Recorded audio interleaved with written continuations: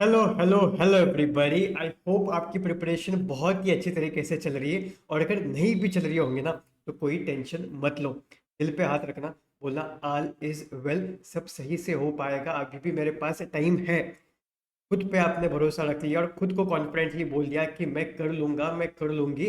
तो ये कॉन्फिडेंस से धीरे धीरे चीजें बदलना शुरू हो जाएगी। तो खुद पे भरोसा रखना, चीजें बदलेगी। ठीक है।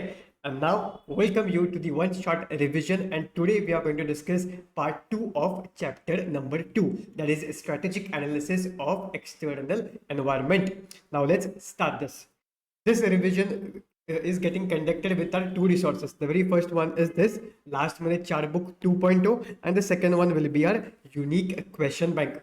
अगर आपको ये बुक्स ऑर्डर करने हैं तो नीचे डिस्क्रिप्शन बॉक्स में हमारी वेबसाइट की लिंक दी गई है, आप वहां पे विजिट कर सकते हो। And you can get these two books in the offer price at just 429 rupees.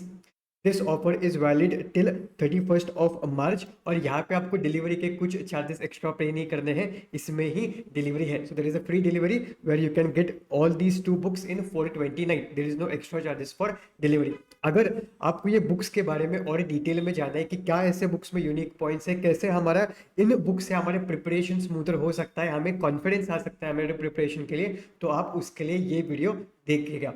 ये है चैप्टर नंबर 1 का वन शॉट रिवीजन, जहाँ पे पहले के 4 मिनट में मैंने बुक्स के बारे में अच्छी तरीके से डिटेल में यूनिक पॉइंट्स बताए हैं। इससे आपको मस्त तरीके से क्लैरिटी आएगी और कैसे इस बुक से आपको कॉन्फिडेंस आएगा, ये सारा चीज इस वीडियो में डिस्कस की गई है। ठीक है, तो चलिए अभी शुरुआत करते हैं। अभी कैसे हुआ था, जो हमने चैप्टर नंबर 2 का पार्ट 1 किया था ना, जब पार्ट 1 की शुरुआत की थी उसके पहले हमने एक माइंड मैप बनाया था। ठीक है, याद है कि नहीं? ये माइंड मैप हमने देखा था, जहाँ पे हमने देखा था कि इस चैप्टर का नाम क्या है, strategic analysis of external environment. External environment को हम एनालाइज इसलिए करते हैं बिकॉज जब हम उसको एनालाइज करते हैं तो हमको समझता है कि बाहर के मार्केट में अपॉर्चुनिटीज क्या क्या है और थ्रेट्स क्या क्या है। क्या क्या है, अपॉर्चुनिटीज कहाँ कहाँ पे है और थ्रेट्स कहाँ पे। तो ये इस चैप्टर में हम सीखते हैं कि इसको एनालाइज कैसे करना है। बट कि इसको एनालाइज कैसे करना है वो समझने के पहले स्ट्रेटेजिक एनालिसिस क्या होता है वो तो समझना पड़ेगा। तो हम पहले उसके मीनिंग, लिमिटेशंस और इशू को समझते हैं और फिर आते हैं एक्सटर्नल एनवायरनमेंट को समझने के लिए, जिसके टोटल दो पार्ट्स है। एक है मैक्रो एनवायरनमेंट और दूसरा है माइक्रो। एक है मैक्रो और दूसरा है माइक्रो। क्या हो गया इसको?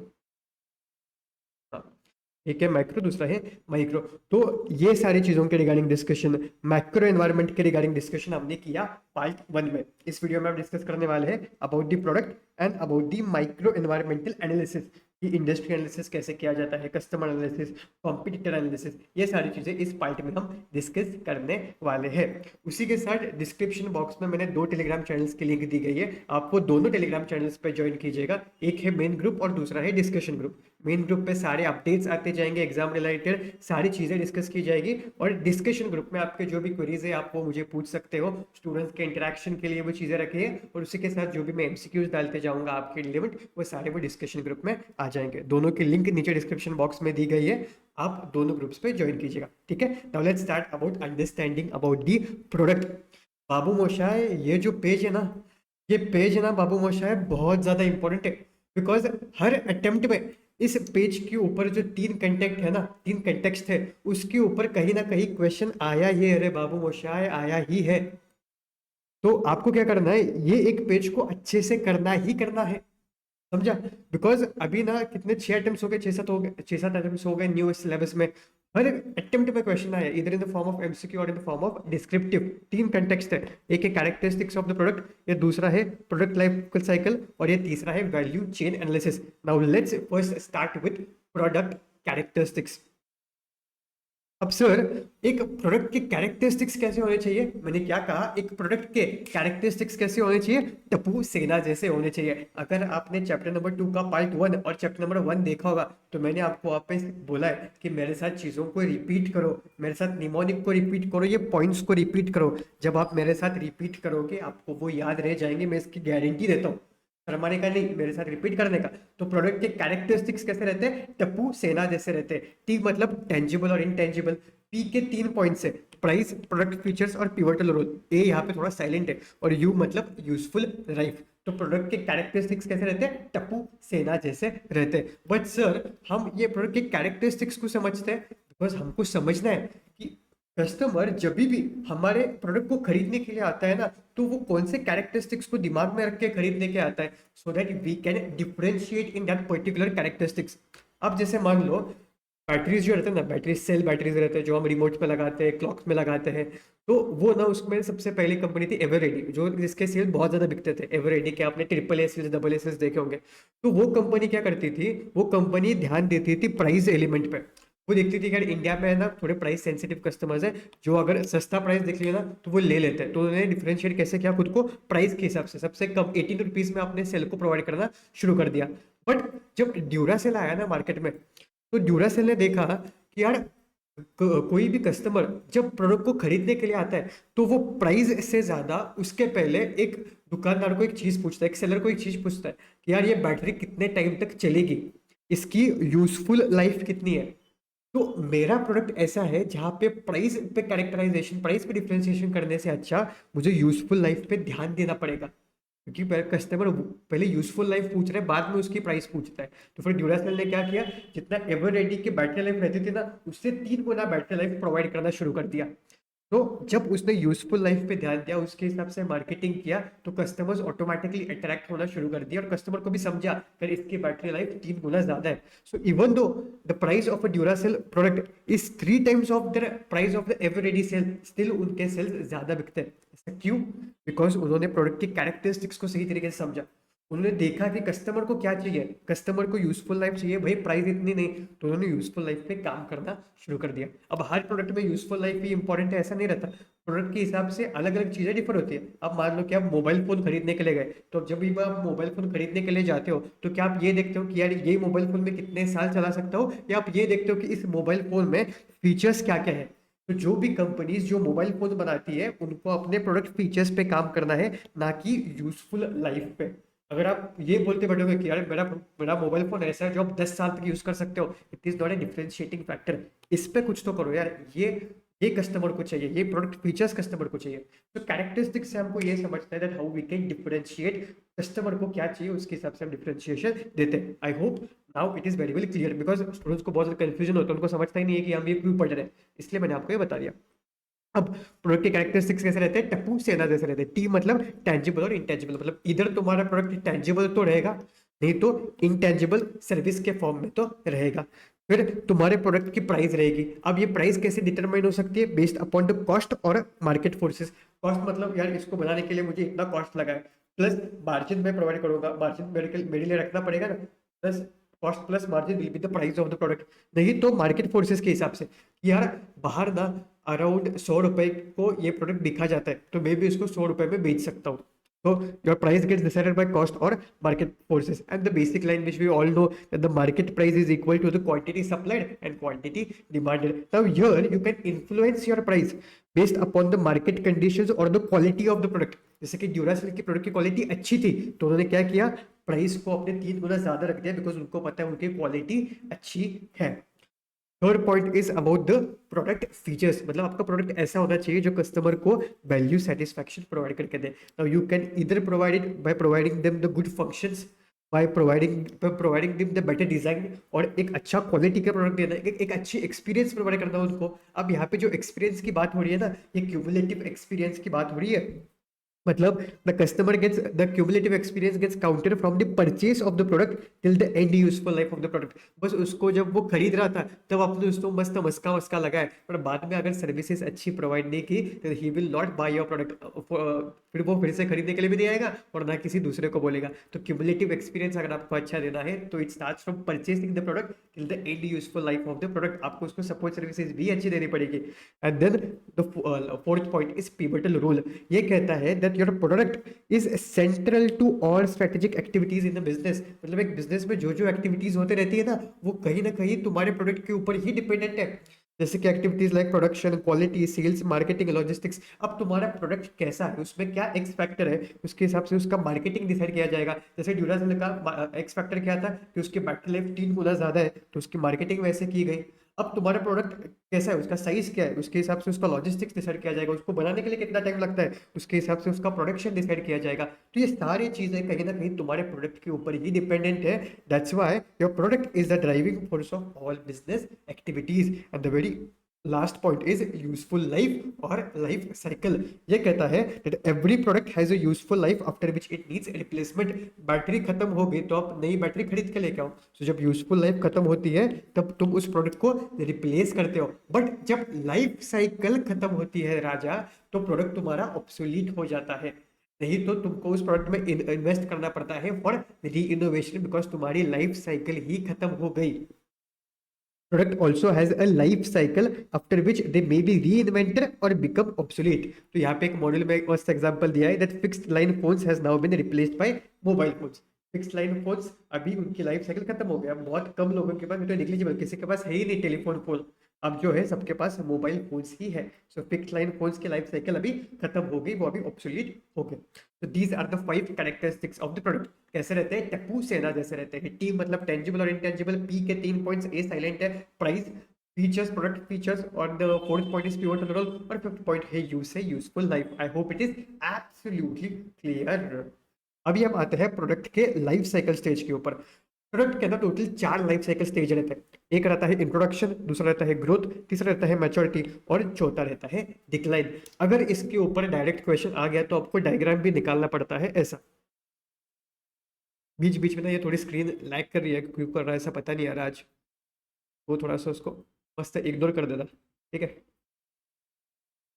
तो अभी कैसा है इसका, मैंने क्या कहा आपको, जब भी डायरेक्ट क्वेश्चन आएगा तो आपको ये डायग्राम मस्त तरीके से निकालना पड़ेगा। एक एक्सेस पे लेना पड़ेगा सेल्स को, और दूसरे एक्सेस पे लेना पड़ेगा टाइम को। तो जो फर्स्ट पेज रहता है यहाँ तक, इसको कहा जाता है इंट्रोडक्शन। फिर जो मस्त आता है आपके ग्रोथ, जहाँ पे सेल्स एक्सपोनेंशियली बढ़ना शुरू करता है। अभी बोला, और अभी क्या किसकी नजर लग गई है मेरे को पता नहीं है। कल बीमार कर दिया मेरे को, अब ये स्क्रीन अच्छे से काम नहीं कर रही। अब हो गया रिजॉल्व, अब तो कोई दिक्कत देना नहीं चाहिए ये। हो तो गया है सब चीज़ें अच्छे से। तो क्या 4 फेजेस रहती है? एक रहता है इंट्रोडक्शन, दूसरा आता है ग्रोथ, तीसरा आता है ये मैच्योरिटी का फेज, और चौथा आता है जब आपकी सेल्स गिरना शुरू हो जाते हैं तब डिक्लाइन। आपको same as it is diagram निकालना है। यहाँ पे भी मैंने डायग्राम दिया था, बट वो कैसा हो गया, वो थोड़ा सा इधर शिफ्ट हो गया। जब तक आपके पास बुक्स रहेगी तो बुक्स में यहीं पे रहेगा वो, बट अभी वो शिफ्ट हो गया, मैं बाद में उसको ले लूंगा, ठीक है। तो 4 स्टेजेस रहते हैं। ये स्टेज कैसे रहती है? जब भी तुम्हारा प्रोडक्ट, तुमने कुछ तो नया प्रोडक्ट ला लिया ना मार्केट में, तो वो सबसे पहले शुरुआत करता है इंट्रोडक्शन फेज के साथ। जब तुम्हारा प्रोडक्ट मार्केट में नया रहता है ना, तब कस्टमर को वो प्रोडक्ट के प्रति इतना अवेयरनेस नहीं रहता। जब कस्टमर को उस प्रोडक्ट के प्रति इतना अवेयरनेस नहीं है, तो मार्केट बहुत ज्यादा लिमिटेड हो जाता है उस प्रोडक्ट के लिए। फॉर एग्जाम्पल देखो, ईवी कार्स।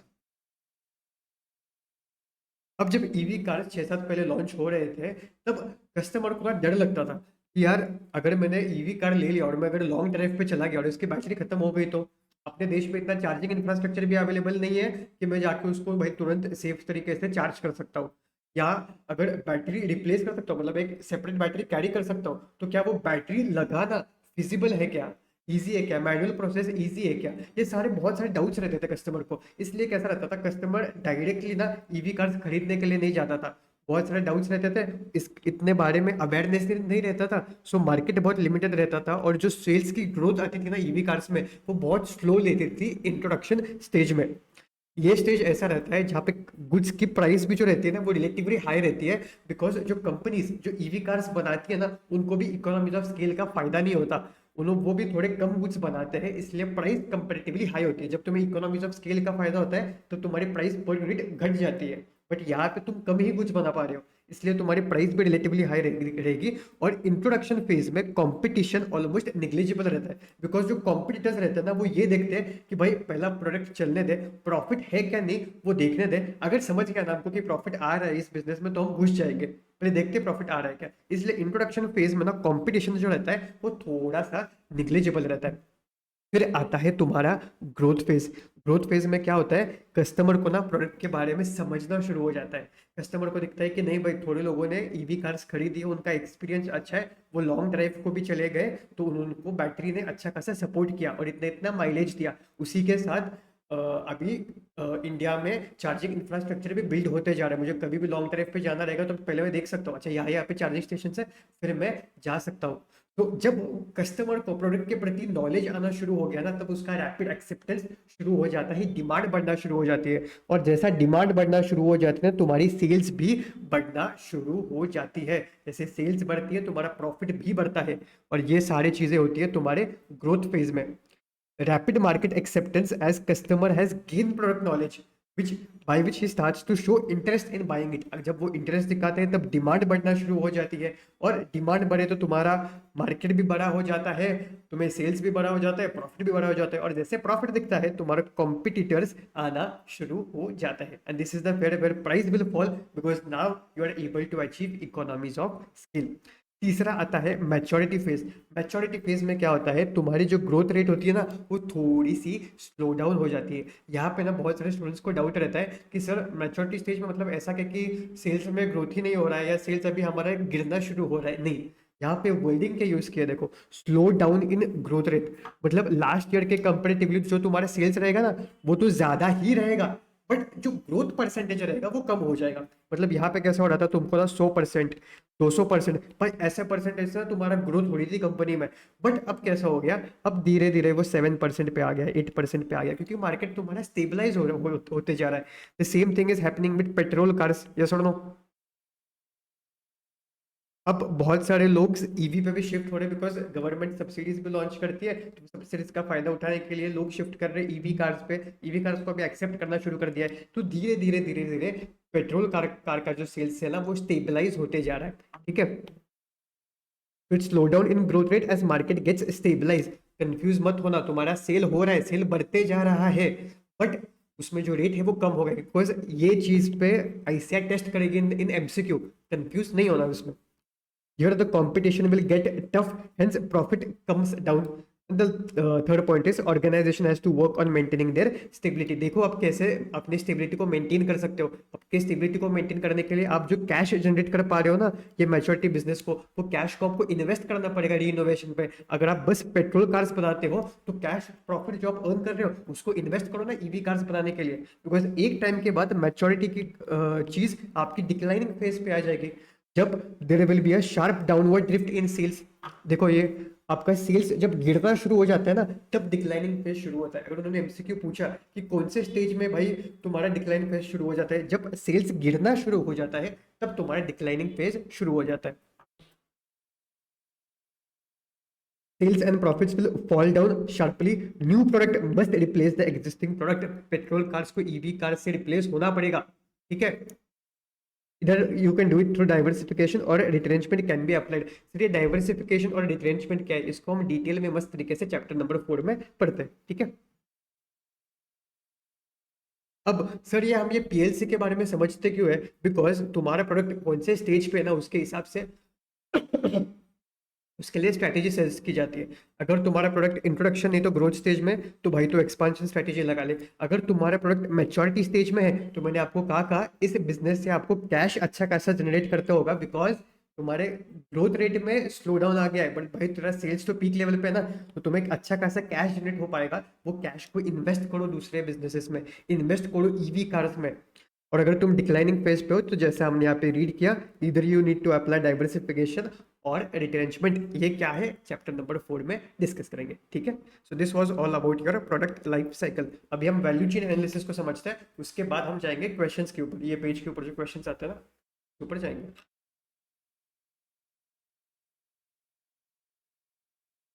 अब ये वैल्यू चेन एनालिसिस ना, ये कंसेप्ट ला लिया था भाई माइकल पोर्टर ने।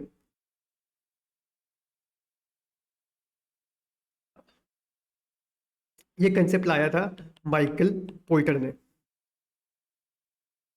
माइकल पोर्टर ने ये कंसेप्ट लाया 1985 में, जब वो देख रहा था कि यार एक इंडस्ट्री में साला इतने सारे कंपनीज है, बट इतने सारे कंपनीज में बस 3 तो 4 कंपनीज ऐसे हैं जो अच्छा खासा प्रॉफिट कमा पा रहे हैं।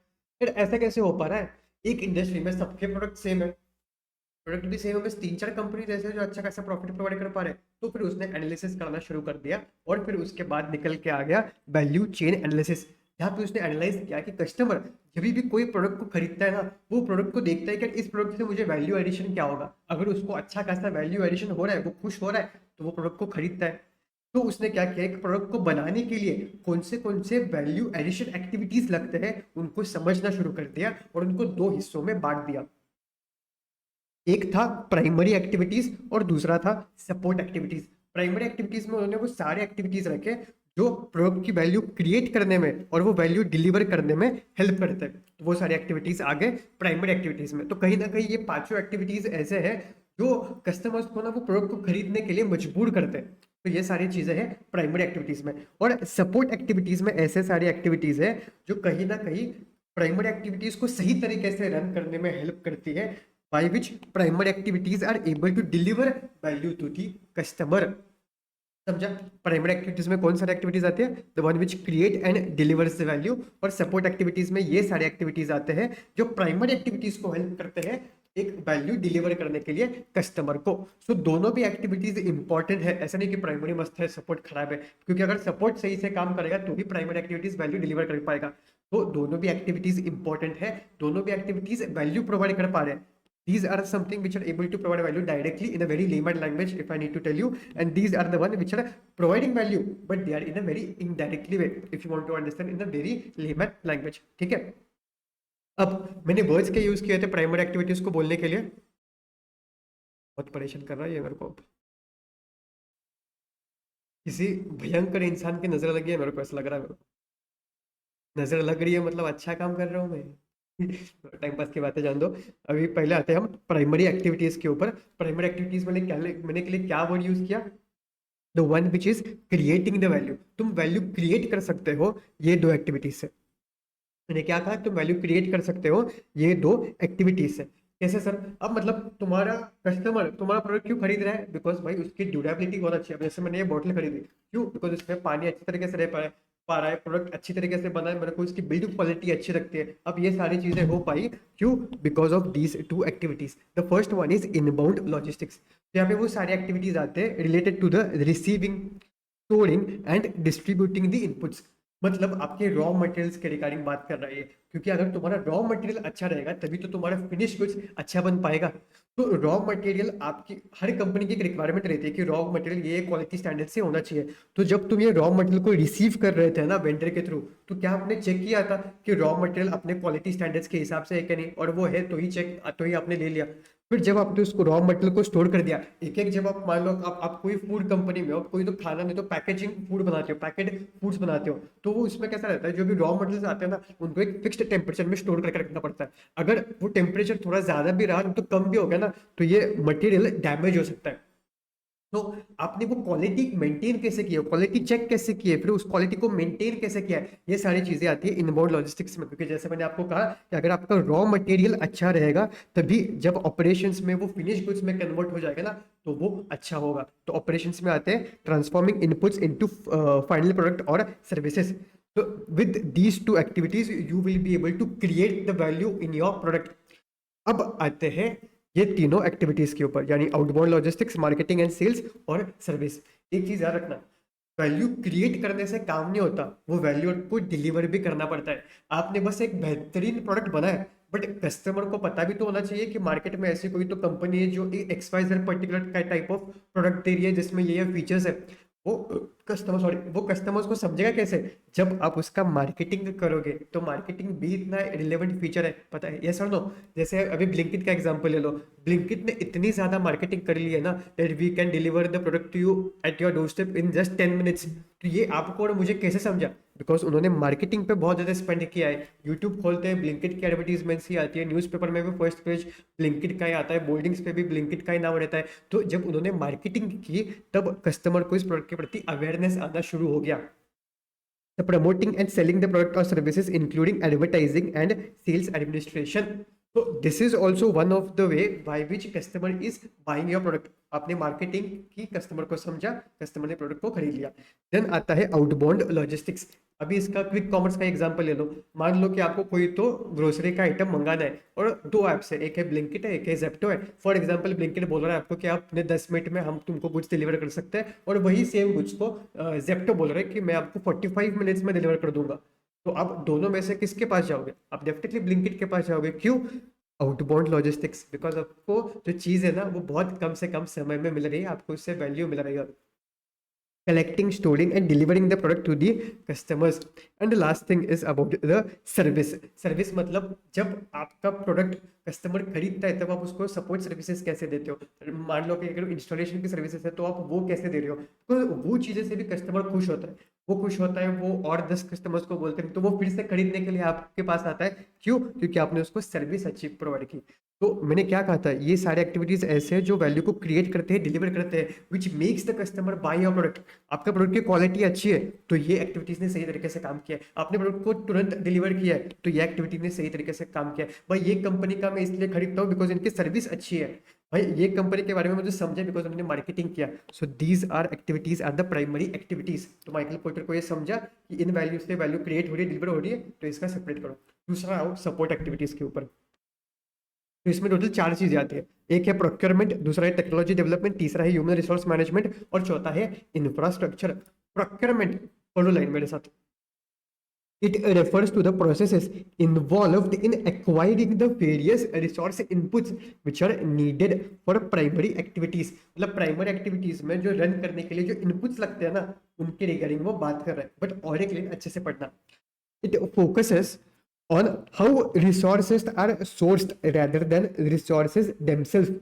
ये बात कर रहा है रॉ मटेरियल की, बट ये रॉ मटेरियल के क्वालिटी के रिगार्डिंग वगैरह कुछ बात नहीं कर रहा है। ये बात कर रहा है कि ये रॉ मटेरियल को तुमने प्रोक्योर कैसे किया था। मतलब ये रॉ मटेरियल आपने किस वेंडर से खरीदा, फिर आपके पास 10 वेंडर की लिस्ट हो गया, आपने उसमें से 2 वेंडर्स को कैसे चूज किया, आपने वो वेंडर्स के साथ निगोशिएट कैसे किया, कौन से प्राइस पॉइंट पे आपने रॉ मटेरियल्स खरीदा। तो ये सारी चीजें बात करती है, आती है प्रोक्योरमेंट में। So all the activities which is required to which is related to the sourcing the raw material को खरीदने के रिगार्डिंग कि कितने प्राइस पे खरीदना, किससे खरीदना, तो ये सारी चीजें आती है प्रोक्योरमेंट में। तो कंफ्यूज मत हो जाना, प्रोक्योरमेंट रॉ मटेरियल के क्वालिटी के रिगार्डिंग बात नहीं कर रहा है। क्वालिटी के रिगार्डिंग इधर आती है चीजें इनबाउंड लॉजिस्टिक्स प्राइमरी एक्टिविटीज में। बट रॉ मटेरियल को सोर्स करने की चीजें जो एक्टिविटीज लगती है, वेंडर सिलेक्शन करना, किससे खरीदना है, क्यों खरीदना है, फिर ये प्राइस पे निगोशिएट करना, ये सारी चीजें आती है प्रोक्योरमेंट में। It refers to the process involved in acquiring the various resources inputs which are needed for primary activities. दूसरा आता है टेक्नोलॉजी डेवलपमेंट। अब जो ऑर्गेनाइजेशन के अंदर जो एक दूसरे के साथ डिपार्टमेंट्स कनेक्टेड है ना, जिनके थ्रू उनको रियल टाइम बेसिस पे सारी चीजें समझती है कि कैसे कैसे हो रही है, कितने कुछ की रिक्वायरमेंट है, वो सारी चीजें आती है टेक्नोलॉजिकल डेवलपमेंट पे। फॉर एग्जाम्पल सेल्स डिपार्टमेंट ने कस्टमर के साथ बात किया और उन्होंने 100 गुड्स के ऑर्डर ले ली। फिर वो क्या करेंगे, सेल्स डिपार्टमेंट क्या करेगा, जाएगा ऑपरेशन डिपार्टमेंट के पास कि भाई 100 गुड्स की रिक्वायरमेंट है, मुझे को बना के भेजना। फिर ऑपरेशन वाला क्या करेगा, वेयर हाउस वाले से कांटेक्ट करेगा कि भाई तेरे पास कितने गुड्स बना के रेडी है, तो वो बोलेगा 20 गुड्स बना के रेडी है, ठीक है मेरे को 80 गुड्स बना दे। तो 80 गुड्स बनाने के लिए वो परचेज डिपार्टमेंट के बोल देगा कि भाई 80 गुड्स बनाने हैं तो उसके हिसाब से रॉ मटेरियल का ऑर्डर दे देना करके। अब ये जो सारी जो कनेक्टिविटी थी ना सेल्स डिपार्टमेंट के ऑपरेशंस के साथ, ऑपरेशंस की परचेज के साथ, अब ये कनेक्टिविटी सारी चीजें भी टेक्नोलॉजी के थ्रू होती है। तो अगर टेक्नोलॉजी तुम्हारी अच्छी रही ना तो ये रियल टाइम बेसिस पे चीजें होती जाएगी। और अगर टेक्नोलॉजी का तुमने इस्तेमाल नहीं किया तो मैन्युअली करते बैठ गए तो 1-2 दिन बस कम्युनिकेशन करने में ही चले जाएगा। तो ये टेक्नोलॉजी तुम कैसे यूज कर रहे हो जिसकी वजह से तुम्हारा ये वर्क फ्लो बहुत सही तरीके से हो रहा है, ये सारी चीजें आती है टेक्नोलॉजी डेवलपमेंट में। बिकॉज अगर तुमने सही तरीके से टेक्नोलॉजी यूज की है, सही तरीके से सॉफ्टवेयर यूज कर रहे हो, देन ये प्रोसेस है ना बहुत ज्यादा स्मूथ हो जाता है। प्रोक्योरमेंट से इनबाउंड लॉजिस्टिक्स में फायदा होता है, टेक्नोलॉजिकल डेवलपमेंट में सारी चीजों में फायदा होता है। फिर तुम्हारे ऑर्गेनाइजेशन में सारी चीजें कनेक्टेड कैसे एक दूसरे के साथ। फिर आता है ह्यूमन रिसोर्स मैनेजमेंट। मतलब तुम्हारे ऑर्गेनाइजेशन में जो जो लोग है ना, उन लोगों को तुमने रिक्रूट कैसे किया, क्या स्किल्स देख के रिक्रूट कैसे किया, फिर उनको मैनेज कैसे किया, उन्होंने अगर सही से काम किया तो उनको रिवॉर्ड किया है क्या, जिससे वो मोटिवेट हो और सही तरीके से काम करने के लिए। बिकॉज अगर तुमने तुम्हारे लोगों को सही तरीके से ट्रेनिंग दिया है ना, तभी ये सर्विस वो सही तरीके से प्रोवाइड करेंगे, तभी ऑपरेशंस में वो रॉ मटेरियल का फिनिश गुड्स सही तरीके से बना पाएंगे। तो आप देख रहे हो कि ये सारी एक्टिविटीज ऐसे हैं जो सपोर्ट कर रहे हैं प्राइमरी एक्टिविटीज को सही तरीके से रन करने के लिए। ह्यूमन रिसोर्स मैनेजमेंट अच्छा है तो सर्विस ऑपरेशंस अच्छी होगी, टेक्नोलॉजी डेवलपमेंट अच्छी है तो ये सारी चीजें कनेक्टेड रहेगी, प्रोक्योरमेंट अच्छा है तो इनबाउंड लॉजिस्टिक्स में गुड्स क्वालिटी का आएगा। और लास्ट है इंफ्रास्ट्रक्चर। इंफ्रास्ट्रक्चर आपके बिल्डिंग के रिगार्डिंग, वेयर हाउस के रिगार्डिंग बात नहीं कर रहा। इंफ्रास्ट्रक्चर बात करता है प्लानिंग के रिगार्डिंग कि आपने ये सारी चीजों को प्लान कैसे किया है, फिर सारी चीजों को रन करने के लिए फाइनेंसेस कहाँ से पैसे उठाए भाई, फिर ये सारी चीज आपके स्टैंडर्ड्स के हिसाब से हो रही है कि नहीं, उसके लिए आपने स्टैंडर्ड्स सेट किए क्या, कंट्रोल्स सेट किए क्या। It consists of system and routines that support the entire organization, including planning, finance, quality control, information management, and organization culture. So all these activities are support activities like procurement, technological development, human resource management, and the fourth one is infrastructure. And all these activities are primary activities. Students को इसमें confusion होता है, exam point of view भी important है, इसलिए इसको जानबूझ के मैंने ज्यादा टाइम देके समझाया है। ठीक है, अब ये केस बेस्ड क्वेश्चंस तो देखते ही है, बट अभी वैल्यू चेन एनालिसिस को डिस्कस किया है, तो उसके रिगार्डिंग जो दो क्वेश्चंस आए थे ना, वो दो डायरेक्ट क्वेश्चंस आए थे। देखो EYQ September 24, जहाँ पे उन्होंने पूछा था that value chain analysis consists of two activities. The first one is primary activities and the second one is support activities. As per Michael Polter, both activities are interlinked, मतलब एक दूसरे के ऊपर कनेक्टेड है, जो हमने अभी देखा। Do you agree with this statement? Yes, sir. We completely agree with this statement. Also delineate the main areas in which primary activities of any organization are grouped. हमको पता है primary activities 5 एरिया में बंटती है। Inbound, operations, outbound logistics, तीसरा क्या है marketing and sales, और चौथा क्या है सर्विसेज। फिर what do you mean by value chain analysis, तो वो आप चीजों को यहाँ पे लिखो। Delineate the support activities in value chain analysis as stated by the Michael Porter. तो सपोर्ट एक्टिविटीज कौन से चार चीजें, procurement, technological development, human resource management और इंफ्रास्ट्रक्चर। जो भी चीजें हमने वहां पे पढ़ी यही आपको यहाँ पे लिखनी है। Procurement refers to the process involving acquiring the various resources inputs which are needed for the primary activities. It focuses on resources are sourced rather than resources themselves. तो जो भी चीजें हमने वहां पे पढ़ी आपको वो यहाँ पे लिखनी है। This is how last minute chart book. आपको लगता है कि यार 42 पेजेस में मतलब कुछ ना कुछ तो कम किया होगा, जब आप ये लाइन पढ़ोगे ना तो आपको लगेगा कि नहीं भाई सारी चीजें तो कवर कर दी है 42 पेजेस में। ठीक है, अभी आते हैं कैरेक्टरिस्टिक्स के ऊपर। मस्त क्वेश्चन है उसके ऊपर एक। रीशफल कंपनी किधर गई, तो रखा था यहाँ पे। क्वेश्चन नंबर 24, क्वेश्चन पढ़ो एक बार।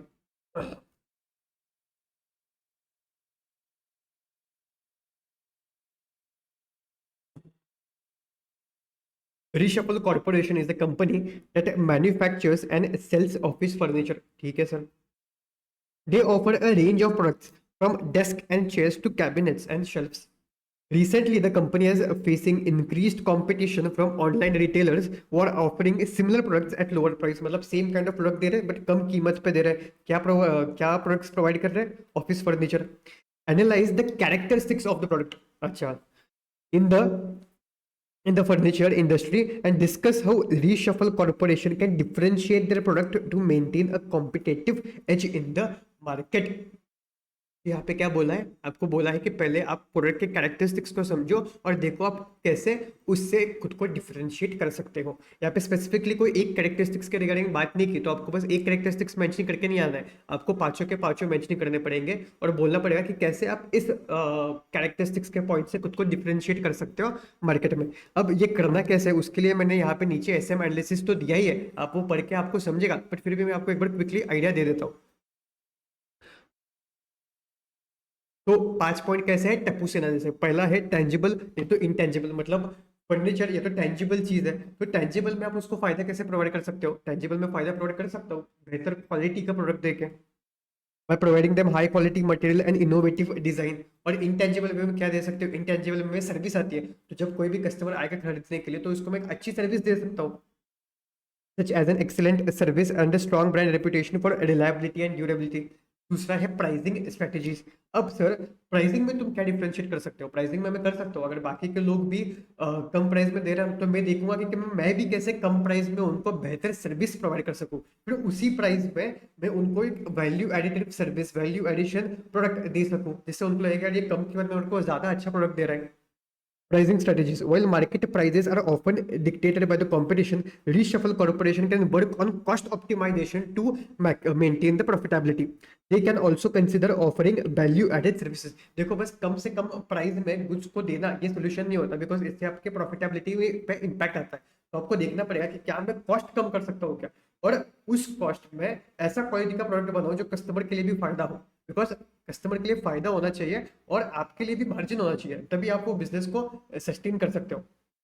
So here you need to work on cost optimization to maintain profitability. Also you need to work on offer value added services. ऐसे एक एक जो पॉइंट है ना, एक एक पॉइंट के लिए आपको समझना है कि कैसे मैं उससे डिफरेंशिएट कर सकता हूँ, और तब आपको ये पांचों पॉइंट्स लिख के आने हैं। उसके रिगार्डिंग मैंने एसएम एनालिसिस में भी चीजें डिस्कस की है, आपको एक बार देख सकते हो। Exam point of view this question is very very important. अब तक आया नहीं है, मतलब इसके आने के चांसेस बढ़ जाते हैं एग्जाम में, ठीक है। इसको अच्छे से पढ़ लेना। तब तक मैं देखता हूँ इसको क्या हो रहा है। चलो, आई होप आपने ब्रेक के टाइम पे अच्छी तरीके से पढ़ा होगा, चीज़ों को पॉज किया होगा और देखा होगा। देखो, अगर आप नहीं देख रहे होगे ना तो इसमें आपका ही लॉस है। बाद में जब आप बैठोगे तो फिर से ज़्यादा टाइम इन्वेस्ट होगा। तभी के तभी पॉज करके क्विकली क्वेश्चन देखते जाओ, कंसेप्ट को फिर से एक बार गो थ्रू करो। आपको मैं डेफिनेटली बोलता हूँ कॉन्फिडेंस आ जाएगा एसएम में, ठीक है। अभी हम आते हैं हमारे नेक्स्ट टॉपिक के ऊपर। अगर आपको माइंड मैप याद आ रहा होगा तो अब तक हमने ये चीज़ डिस्कस की, ये चीज़ डिस्कस की, और ये चीज़ प्रोडक्ट के regarding characteristics PLC and BC यानी वैल्यू चेन एनालिसिस को डिस्कस किया। अभी हम आने वाले हैं इंडस्ट्री एनालिसिस के ऊपर। तो इंडस्ट्री का एनालिसिस, इंडस्ट्री का एनवायरनमेंट का एनालिसिस हम इसलिए करते हैं समझने के लिए कि क्या ये पर्टिकुलर इंडस्ट्री काम करने के लिए, इन्वेस्ट करने के लिए अट्रैक्टिव है क्या। अगर अट्रैक्टिव है तो हम इन्वेस्ट करेंगे, और अगर अनअट्रैक्टिव है तो फिर हम इन्वेस्ट करेंगे बट थोड़ा कॉशियस वे में करेंगे। तो जब हम एनालिसिस किया और हमको समझा कि यार ये इंडस्ट्री तो अट्रैक्टिव है, तो फिर आप इसमें इन्वेस्ट कर सकते हो। और अगर पहले से ही इन्वेस्टेड हो तो अपने बिजनेस को एक्सपांड करके एक लॉन्ग टर्म पोजीशन होल्ड कर सकते हो। और अगर आपने एनालिसिस किया और आपको समझा नहीं तो यार ये तो अनअट्रैक्टिव है इंडस्ट्री, तो फिर आपको क्या करना है, इन्वेस्ट करना है, बट कॉशियसली इन्वेस्ट करना है। और अगर पहले से ही इन्वेस्टेड हो तो अपने प्रॉफिट को प्रोटेक्ट करो, दूसरी जगह पे डाइवर्सिफाई करना चालू करो, जिससे आपकी रिस्क हो ना वो डाइवर्सिफाई हो जाएगी, वो बाइफरकेट हो जाएगी, ठीक है। तो अभी यहाँ पे इंडस्ट्री को एनालाइज करने के लिए एक टूल है, that tool is called as Michael Porter's 5 force model. और ये भी दिया है तुम्हारे माइकल पोर्टर भाई ने। यही जो बंदा है जिसने तुम्हारा सिलेबस बनाया। अगर ये बंदा इतना ज्यादा पढ़ाई नहीं करता था ना तो ये 42 पेजेस की चार्ट बुक बस 32 पेजेस में बन जाती थी। और ये बंदा यहाँ पे इस चैप्टर तक नहीं रुकता है, अगले चैप्टर में भी आएगा Michael porters 3 business generic strategies, वहां पे भी अपना ज्ञान देगा। यही जो बंदा है उसने आपका सिलेबस बढ़ाया, ठीक है। पर भाई होशियार भी है, अच्छी अच्छी चीजें भी दी है, तो चलो उसको डिस्कस करते हैं। तो क्या कहा मैंने, माइकल पोर्टर के अभी हम पोर्टर्स 5 फोर्स मॉडल पढ़ने वाले हैं, और ये हम मॉडल इस्तेमाल करते हैं समझने के लिए कि क्या ये इंडस्ट्री अट्रैक्टिव है और या ये इंडस्ट्री अनअट्रैक्टिव है। इसमें हम टोटल 5 फोर्सेस को एनालाइज करते हैं। उसका नाम इसके नाम में भी है, पोर्टर 5 फोर्स मॉडल। मतलब यहाँ पे हम ये 5 फोर्सेस है ना, इसको एनालाइज करते हैं। The very first one is competitive pressure from arrival sellers. Second one is competitive pressures from the threat of new entrance. Third one is from substitute product. Fourth one is from suppliers bargaining power, and the fifth one is of buyers bargaining power. Now how strategist has to use this model, उसके लिए 3 steps दिए। सबसे पहला, identify the specific pressures related to the each of these 5 forces, then evaluate how strong each pressure is. सबसे पहले ये पांचों pressures को एनालाइज करो, और सेकेंड स्टेप पे आओ और इवेल्युएट करके इनको रेट करो कि ये प्रेशर कैसा है, फियर्स है क्या, स्ट्रॉन्ग है क्या, मॉडरेट है क्या, नॉर्मल है क्या, वीक है क्या। और स्टेप 3 पे आपको क्या करना है, डिटरमाइन करना है whether the overall strength of the 5 forces makes it easy or difficult to earn profits. If it is easy to earn profit, then it is attractive. If it's difficult to earn profits, then it is unattractive. अब एक चीज याद रखना, यहाँ पे confuse मत होना। यहाँ पे माइकल पोर्टर ने ये स्टेप्स तो दिए, बट ऐसा कुछ pre set condition, parameters, benchmark set करके नहीं दिया है कि ये 3 कंडीशंस अगर स्ट्रॉन्ग रहे या 2 कंडीशंस वीक रहे, then it will be called as attractive. या ये 5 कंडीशंस अगर ऐसे परम्यूटेशन कॉम्बिनेशन से मैच हो रहे, then only it will be called as attractive, then only it will be called as unattractive. ऐसे कोई पैरामीटर्स, बेंचमार्क सेट करके नहीं दिए। ये चीजें आपको खुद के बिजनेस नॉलेज के हिसाब से, आपके एक्सपीरियंस के हिसाब से, आपके एजम्पशंस के हिसाब से आपको डिसाइड करके देते हैं, ठीक है। उसने बस स्टेप्स दिए कि ये मॉडल को यूज कैसे करना है, बट कुछ बेंचमार्क्स प्रोवाइड नहीं किए, तो इसमें कंफ्यूज मत होना, ठीक है। तो सबसे पहला नाम है राइवलरी का, तो उसको पहले हम देखना शुरू कर देते हैं। नाउ राइवलरी को ना सबसे ज्यादा direct and visible form of competition कहा जाता है, बिकॉज जब जब कॉम्पिटिटर्स बढ़ते हैं ना, तब तक प्राइस वॉर शुरू हो जाता है। और जैसे प्राइस वॉर शुरू हो जाता है, मतलब मैं कुछ 10 को दे रहा हूँ, तो कहीं मेरा कॉम्पिटिटर क्या करेगा, अच्छा वो 10 में दे रहा है क्या, मैं 9 रुपए में दूंगा, अच्छा ये 9 रुपए में दे रहा है क्या, फिर दूसरा क्या करता है, मैं 8 रुपए में दूंगा। अब इससे क्या होता है, जैसे जैसे कॉम्पिटिटर्स बढ़ना शुरू करते हैं ना, तो प्राइस वॉर शुरू हो जाती है। और जब प्राइस वॉर शुरू हो जाती है, तो हमारा मार्जिन घटते चले जाता है। The more intense the rivalry, the less attractive the industry becomes due to lower profit margin.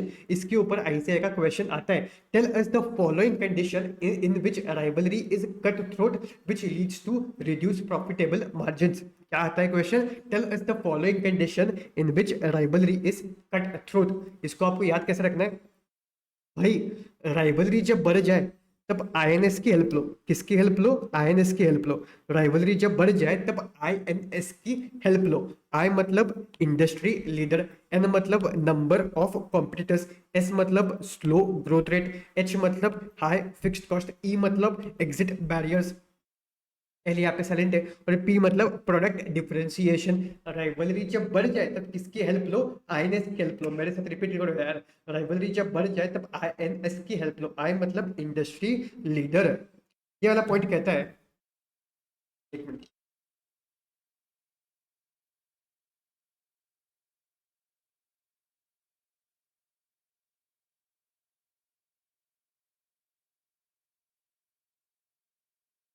ये वाला पॉइंट कहता है कि अगर तुम्हारे इंडस्ट्री में एक इंडस्ट्री लीडर रहा ना, यूजुअली इंडस्ट्री लीडर उसको बोलते हैं जिसके पास 50% 60% ऐसा मार्केट शेयर है। भाई जिस इंसान के पास 50% से भी ज्यादा मार्केट शेयर लेके बैठा है, तो वो जैसा प्राइस डिसाइड करता है ना, उसके हिसाब से बाकी के लोग प्राइस डिसाइड करते हैं, because he is the industry leader. But उन इंडस्ट्री में जहाँ पे इंडस्ट्री लीडर ही नहीं है, वहां पे मार्केट पूरा बढ़ गया है बहुत सारे कॉम्पिटिटर्स में, और सबको ना मार्केट शेयर ज्यादा चाहिए, तो उनके बीच में कंपटीशन शुरू हो जाती है, प्राइस वॉर शुरू हो जाती है। और जैसे प्राइस वॉर शुरू हो जाता है, धीरे धीरे धीरे धीरे प्रॉफिट मार्जिन गिरने शुरू हो जाते हैं। While a strong industrial leader can maintain a price discipline because उसके पास अच्छा खासा मार्केट शेयर है, वो प्राइस जैसा रखेगा बाकी के लोग वैसे ही प्राइस रखेंगे। The effectiveness diminishes as the number of competitor increases। तो तुम्हारे यहाँ पे कॉम्पिटिटर ज्यादा हो गए, इंडस्ट्री लीडर कोई है नहीं। Many rivals can engage in aggressive pricing strategies leading to decreased profitability। दूसरा है नंबर ऑफ कॉम्पिटिटर्स, अभी हमने डिस्कस किया, कॉम्पिटिटर्स जब बढ़ जाए प्राइस वॉर, और प्राइस वॉर की वजह से प्रॉफिट कम हो जाएंगे। तीसरा आता है high fixed cost. High fixed cost से सर मतलब राइवलरी मतलब कुछ समझा नहीं सर। हाई फिक्स्ड कॉस्ट मतलब क्या, अब कैसा होता है, जैसे हम एग्जांपल लेते हैं कि मान लो तुम्हें ना गुड्स बनाने के लिए 100 रुपए लगवा, गुड्स बनाने के लिए जो फिक्स्ड कॉस्ट लगती है वो 100 रुपए की है, और तुम उस फिक्स्ड कॉस्ट में मान लो बस 10 गुड्स बनाते हो, तो तुम्हारी फिक्स्ड कॉस्ट पर यूनिट कितनी आएगी, 10 रुपीज पर यूनिट। बट मान लो तुमने उसी फिक्स्ड कॉस्ट में 100 गुड्स बनाए, तो अब तुम्हारी फिक्स्ड कॉस्ट पर यूनिट कितनी आएगी, 100/100 मतलब 1 पर यूनिट। तो फिक्स्ड कॉस्ट एक ऐसा कंसेप्ट है कि उस कॉस्ट में तुम जितने भी गुड्स बनाते हो ना, उतने गुड्स में वो फिक्स्ड कॉस्ट बाइफरकेट होता है, एब्जॉर्ब होते जाता है, जो आपने कॉस्टिंग में पढ़ा होगा। तो वो इंडस्ट्रीज क्या करते हैं, जिनके जिनके जिनको ना प्रोडक्ट को बनाने के लिए ज्यादा फिक्स्ड कॉस्ट लग रहा है, वो क्या करते हैं, ज्यादा से ज्यादा प्रोडक्ट बनाते हैं, जिससे फिक्स्ड कॉस्ट पर यूनिट बहुत ज्यादा कम आ जाए, जिससे वो कस्टमर्स को ना प्राइस कम करके अट्रैक्ट करे। Firms with high fixed cost must keep producing to cover their cost। Cost को कैसे कवर कर सके, इसलिए ज्यादा से ज्यादा कुछ बना पाते हैं। फिर वो क्या होता है, वो ज्यादा कुछ बिकते नहीं, फिर बेचना तो पड़ता है, इन्वेंट्री में रख के क्या करेंगे उसको, तो फिर बेचने के लिए वो प्राइस कम कर देते हैं, प्राइस कम कर दिया मार्जिन कम हो जाते हैं। Firms with high fixed cost must keep producing to cover those costs, often leads to the price cuts when sales are low। तो तुमने गुड्स बना के रख दिए क्योंकि पर यूनिट कॉस्ट कम आ जाएगा, पर यूनिट कॉस्ट कम हो जाएगा, पर वो गुड्स बेचने भी तो चाहिए, बेच नहीं पा रहे हो, इसलिए तुमने प्राइस कट कर दिया, which reduce the profit for all। Fourth is exit barriers. अगर तुम एक ऐसे इंडस्ट्री में काम कर रहे हो जहाँ पे एग्जिट करने के लिए बैरियर्स है, थोड़े आपको खर्चे करने पड़ेंगे, तो आप उससे अच्छा क्या सोचते हो कि भाई ये खर्चे करने से अच्छा जो मेरे को कम से कम मार्जिन में मिल रहा है, उसी मार्जिन में मेरा बिजनेस शुरू कर देता हूँ, शुरू कर रखता हूँ, कोई टेंशन नहीं दिमाग को, मेरे को वो अननेसेसरी एडिशनल कॉस्ट नहीं बेयर करना है सब चीजों को बंद करने के लिए। If a firm can't leave easily, they stay and compete, keeping profit low for everyone। Fifth is product differentiation. अगर तुम्हारे इंडस्ट्री में प्रोडक्ट डिफरेंशिएशन किया जाता है, प्रोडक्ट डिफरेंशिएशन है, तो फिर तुमको कुछ दिक्कत नहीं है राइवलरी का वगैरह। बट तुम्हारे यहाँ पे अगर प्रोडक्ट डिफरेंशिएशन ही नहीं है, सबके सिमिलर काइंड ऑफ ही प्रोडक्ट ही है, तो फिर बेटा प्राइस वॉर होने के चांसेस है। If firms can make their products unique, they avoid price war. But when the products are identical, like metal or railways, rivalry is more intense and profit drop. और छठवा है slow growth. अगर तुम्हारे industry में growth rate slow आते जा रही है ना, तो जो एग्जिस्टिंग कॉम्पिटिटर्स है उनको कुछ नया मार्केट नहीं मिल रहा है केटर करने के लिए, तो वो क्या करते हैं, एग्जिस्टिंग मार्केट में ही एक दूसरे से लड़ना शुरू कर देते हैं. लड़ाई मतलब प्राइस और मतलब प्रॉफिट तुम्हारा लो हो गया. In industries with slow growth rate, firms fight harder to keep or grow market share, increasing rivalry and reducing profitability. These are the 6 points in rivalry. Rivalry जब बढ़ जाए तब किसकी हेल्प लो? INS. I मतलब industry leader, N मतलब number of competitors, S मतलब slow growth rate, help लो, H मतलब high fixed cost, E मतलब एग्जिट बैरियर्स एंड P मतलब product differentiation. This was the very first point of Michael porter 5 force model. अभी दूसरा देखते हैं. दूसरा है threat of new entrance. Sir, एक नया एंट्रेंट एग्जिस्टिंग प्लेयर के लिए थ्रेट कैसे हो सकता है? एग्जिस्टिंग प्लेयर के लिए थ्रेट हो सकता है बिकॉज जब भी कोई एक नया एंट्रेंट आता है ना, वो मार्केट में गैप को देख के एंट्री करता है. बिकॉज हर इंसान के जैसे स्ट्रेंथ रहते हैं, हर इंसान की वीकनेसेस भी तो रहते हैं. हर प्रोडक्ट की जैसे स्ट्रेंथ रहती है, हर प्रोडक्ट की वीकनेसेस भी तो रहती है, हर कंपनी की वीकनेसेस रहती है. तो वो आइडेंटिफाई करता है नया एंट्रेंट, और वो उस चीज को हेज करके अपना प्रोडक्ट लॉन्च करता है, वो चीज को हेज करके अपने बिजनेस में सारी चीजों को रन करना शुरू कर देता है. That's why new एंट्रेंट is a threat for the existing business. और अगर ये नया एंट्रेंट कोई पैसे वाला रहा ना, तब तो भाई बहुत ही ज्यादा खतरा है.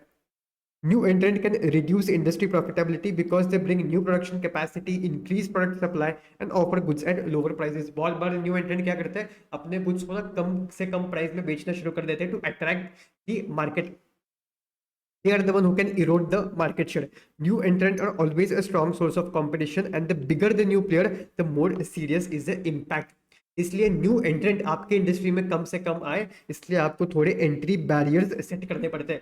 एंट्री बैरियर्स मतलब ऐसी चीज है जिससे ना कोई भी नया एंट्रेंट को अगर आपके बिजनेस में आना है तो वो आने को उसको थोड़ी दिक्कत आए because of these entry barriers, जो अभी हम पढ़ने वाले हैं, और धीरे धीरे आपको उसका मीनिंग भी समझते जाएगा. Existing firm can raise the barriers to entry to discourage the new competitors. Barriers to entry are economic forces or hurdles that makes it harder for the other firms to entry in the industry. तो अगर आपके industry में entry barriers है अच्छे खासे, then it's a attractive sign, it's a good sign. But अगर आपके industry में एंट्री बैरियर्स नहीं है, कोई भी किधर से भी आपके इंडस्ट्री में आके घुस सकता है, देन बेटा इट्स एन अनअट्रैक्टिव साइन. तो इसके ऊपर भी क्वेश्चन आता है. Tell us the common barriers, tell us some common entry barriers which are used by the existing companies. The very first one is capital requirements. मतलब तुम एक ऐसे इंडस्ट्री में काम कर रहे हो, एक ऐसे मैन्युफैक्चरिंग कैपेसिटी तुमने सेट करके दी है जहां पे लार्ज इन्वेस्टमेंट लगती है, बहुत ज्यादा पैसा लगता है ये सब चीजों को सेट करने के लिए. When a large investment is needed to enter an industry, firms lacking the funds stay out. जैसे अब जो मैं आपको एग्जांपल्स दूंगा ना यहाँ पे, वो आपको एग्जांपल्स लिखना है बिकॉज ये 7 पॉइंट्स को हमको याद रखना है, वो एग्जांपल्स के थ्रू ही याद रखना है. इसलिए एग्जांपल्स जो भी मैं आपको दूंगा वो आपको साइड में यहाँ पे लिखना है. जैसे कि ले लो मुकेश भाई का, मतलब मुकेश अंबानी जी का, ये मुकेश भाई का ऑयल बिजनेस, जो रिलायंस का ऑयल बिजनेस है. ऑयल बिजनेस में आपको बहुत ज़्यादा पैसे इन्वेस्ट करने पड़ते हैं, वो मशीनरी को सेट करने के लिए, वो रिफाइनरी को लगाने के लिए, माइनिंग को सारी चीज़ें करने के लिए. वो इतना कुछ इजी इन्वेस्टमेंट्स नहीं है. हर कोई जाके कल किसको भी लगा कि मैं उठ के मेरी ऑयल इंडस्ट्री डालूंगा, भाई इतनी इजी नहीं है, बहुत ज़्यादा पैसे लगते हैं. तो जिन लोगों के पास उतना कैपिटल ही अवेलेबल नहीं है, तो वो ऑटोमेटिकली बाहर हो जाते हैं. तो कैपिटल रिक्वायरमेंट से 99% ऑफ क्राउड ऑटोमेटिकली बाहर हो जाता है, वो आपके बिजनेस में आता ही नहीं है. So this is an entry barrier कि मेरे बिजनेस में आना है तो भाई बहुत पैसे लगेंगे, नहीं है बाहर चले जाओ. दूसरा है इकोनॉमीज ऑफ स्केल. आपने आपके बिजनेस में इकोनॉमीज ऑफ स्केल अचीव कर लिया है बिकॉज आप ज्यादा कुछ प्रोड्यूस कर पाते हो, ज्यादा कुछ मैन्युफैक्चर कर पाते हो, और आप ज्यादा कुछ मैन्युफैक्चर कर पा रहे हो, इसलिए आपकी फिक्स्ड कॉस्ट ज्यादा कुछ में बट रही है और आपकी कॉस्ट पर यूनिट कम आई है. अब कोई भी एक नया इंटरनेट आएगा ना, तो उसको वो इकोनॉमीज ऑफ स्केल को अचीव करना तो पॉसिबल नहीं है पहले ही साल में डायरेक्टली अपना बिजनेस शुरू करने के बाद. यस और नो. और ये इकोनॉमीज ऑफ स्केल की वजह से आपकी प्राइस भी लो है प्रोडक्ट की, तो ये एक नया इंटरनेट के लिए इतना मैच करना पॉसिबल नहीं है. That's why economies of scale is also an entry barrier. Big firms produce at lower cost as they grow. This discourages the smaller new firms from entering because वो उतने cost पे produce नहीं कर पाएंगे, और उसके वजह से उनको वो प्राइस पॉइंट पे वो सेम कुछ प्रोवाइड करना इज नॉट फिजिबल. यहाँ पे हम एग्जांपल लेते हैं न्यूज़पेपर्स का. न्यूज़पेपर जैसे प्रिंट होके 4 रुपए में, 5 रुपए में आ जाते हैं, 7 रुपए, 10 रुपए में आते हैं। अब कोई नया एंट्रेंट होगा, उसके लिए भाई इतने प्राइस, कम प्राइस पे गुड्स को बनाना पॉसिबल ही है। एग्जिस्टिंग फर्म्स भी क्यों बना पाते हैं? डेफिनेटली उनको इकोनॉमी ऑफ स्केल का तो फायदा होता है, प्लस उनके पास न्यूज़पेपर पे एडवर्टीजमेंट्स बहुत ज्यादा रहती है और उनको एडवर्टीजमेंट से पैसा मिलता है बिकॉज उनका डिस्ट्रीब्यूशन अच्छा है। अब सेम चीज एक नया एंट्रेंट को पॉसिबल नहीं होगी ये सारी चीजों को अचीव करने के लिए। दैट्स व्हाई न्यूज़पेपर का एक एग्जांपल लेते हैं इकोनॉमीज ऑफ स्केल के एग्जांपल में। उनको 4-5 रुपए में बनाना पॉसिबल क्यों है? बिकॉज उनको इकोनॉमीज ऑफ स्केल का फायदा हो रहा है। तीसरा आता है प्रोडक्ट डिफरेंशिएशन। प्रोडक्ट डिफरेंशिएशन मतलब भाई तुम कुछ ना कुछ तो यूनिक चीजें दे रहे हो। जब तुम यूनिक चीजें देते हो ना, तो एक नए एंट्रेंट को वो यूनिक चीजें प्रोवाइड करना इतना इजी नहीं है बिकॉज वो यूनिक चीज प्रोवाइड करने के लिए तुमने साल भर R&D में पैसे इन्वेस्ट किए। यहाँ पे हम एग्जांपल लेते हैं हाइब्रिड कार का। अब टोयोटा की जो हाइब्रिड कार है, हाइब्रिड कार मतलब ऐसी कार जो पेट्रोल पे भी चलती है और इलेक्ट्रिसिटी पे भी चलती है। अब ऐसे कार के लिए ना ऐसे कार टोयोटा ने लॉन्च किए थे और वो सक्सेसफुली भी चलना चालू कर दिए, रिजल्ट्स भी उनको आना शुरू हो गए। अब ये कार्स को बनाने के लिए उन्होंने बहुत साल R&D किया है। उसी के साथ उन्होंने बिलियंस ऑफ डॉलर्स इस पर्टिकुलर रिसर्च में इन्वेस्ट कर दिए थे। अब कोई एक नया एंट्रेंट रहा जिसको हाइब्रिड कार्स बनानी है, तो क्या उसके लिए इतना फिजिबल है क्या इतना बिलियन डॉलर्स का इन्वेस्ट करना, इतना टाइम मेंटेन करना, इतना टाइम के लिए चीजों को कंटिन्यूस बेसिस पे इन्वेस्ट करते जाना? It's not at all possible. So अगर तुम ऐसा कुछ तो प्रोडक्ट दे रहे हो जो यूनिक है, which is very special and it is very costly for the new firm if they have to invent in it, then that's an entry barrier।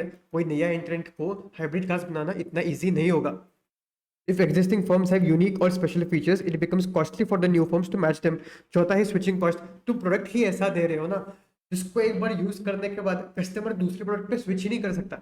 इसके लिए हम एप्पल का एग्जांपल लेते हैं। आपने आपको दोस्तों को सुना होगा या किसी रिलेटिव को देखा होगा, यार मैं एक बार एप्पल को यूज कर लिया ना, एप्पल को मोबाइल फोन यूज कर लिया ना, तो मेरे को ना यार बाकी के मोबाइल फोन इतने जचते नहीं है, एंड्रॉइड वो होता नहीं है मेरे से। वो क्यों?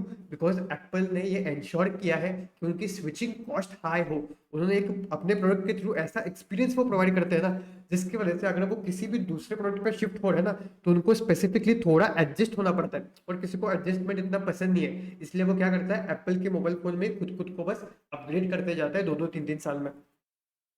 कस्टमर्स में नीड टू ट्रेन, टेस्ट और adjust when moving to new firm. तो कस्टमर सोचते हैं इतना स्पेसिफिक ट्रेनिंग लेना पड़ेगा क्या मुझे, अगर वो प्रोडक्ट यूज करना है तो स्पेसिफिक थोड़ा एडजस्ट होना पड़ेगा क्या?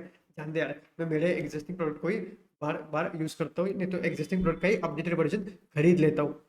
तो your switching cost is also an entry barrier. क्या एग्जाम्पल लिया मैंने एप्पल का। अब पांचवा है brand identity. Now brand identity can also be an entry barrier. Strong brands take time and money to build. New firms struggle to match the trust established brands have. For for example तुम डीमार्ट में चले गए और डीमार्ट में तुमको कुछ तो एक खाने का प्रोडक्ट लेना है और कुछ तो नया प्रोडक्ट आया है मार्केट में और तुमको पता नहीं है उसके कुछ बारे में, बट तुमको वो ट्राई करना है।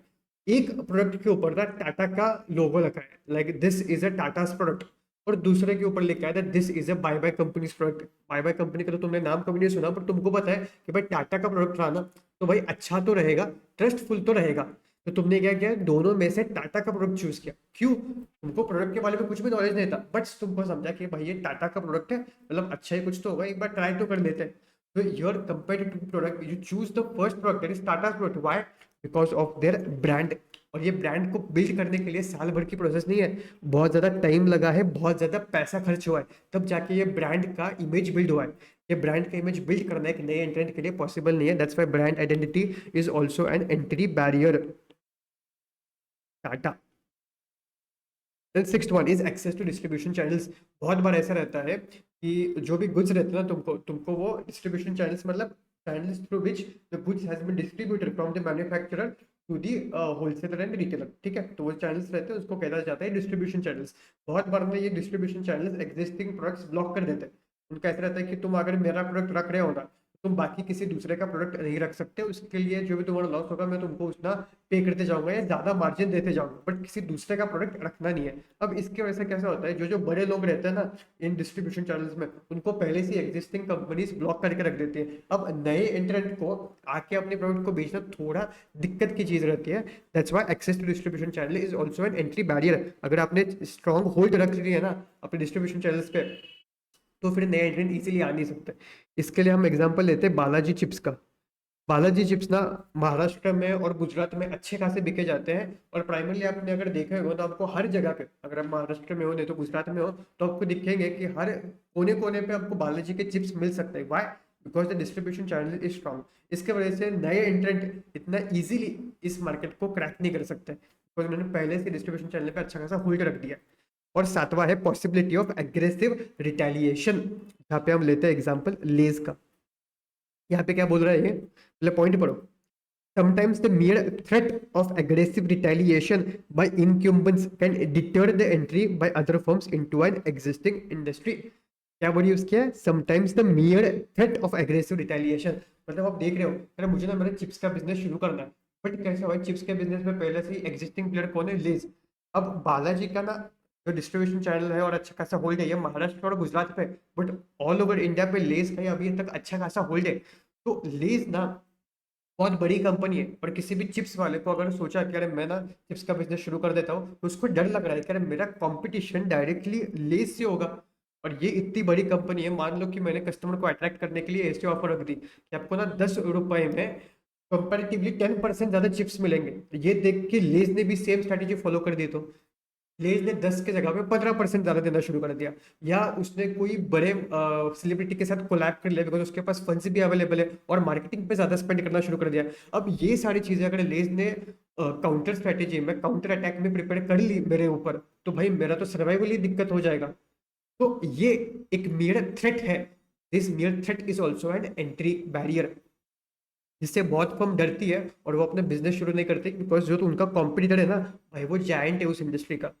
Sometimes the mere threat of aggressive retaliation, aggressive retaliation मतलब counter strategy which will be prepared by your competitor by the incumbents can deter the entry of other firms.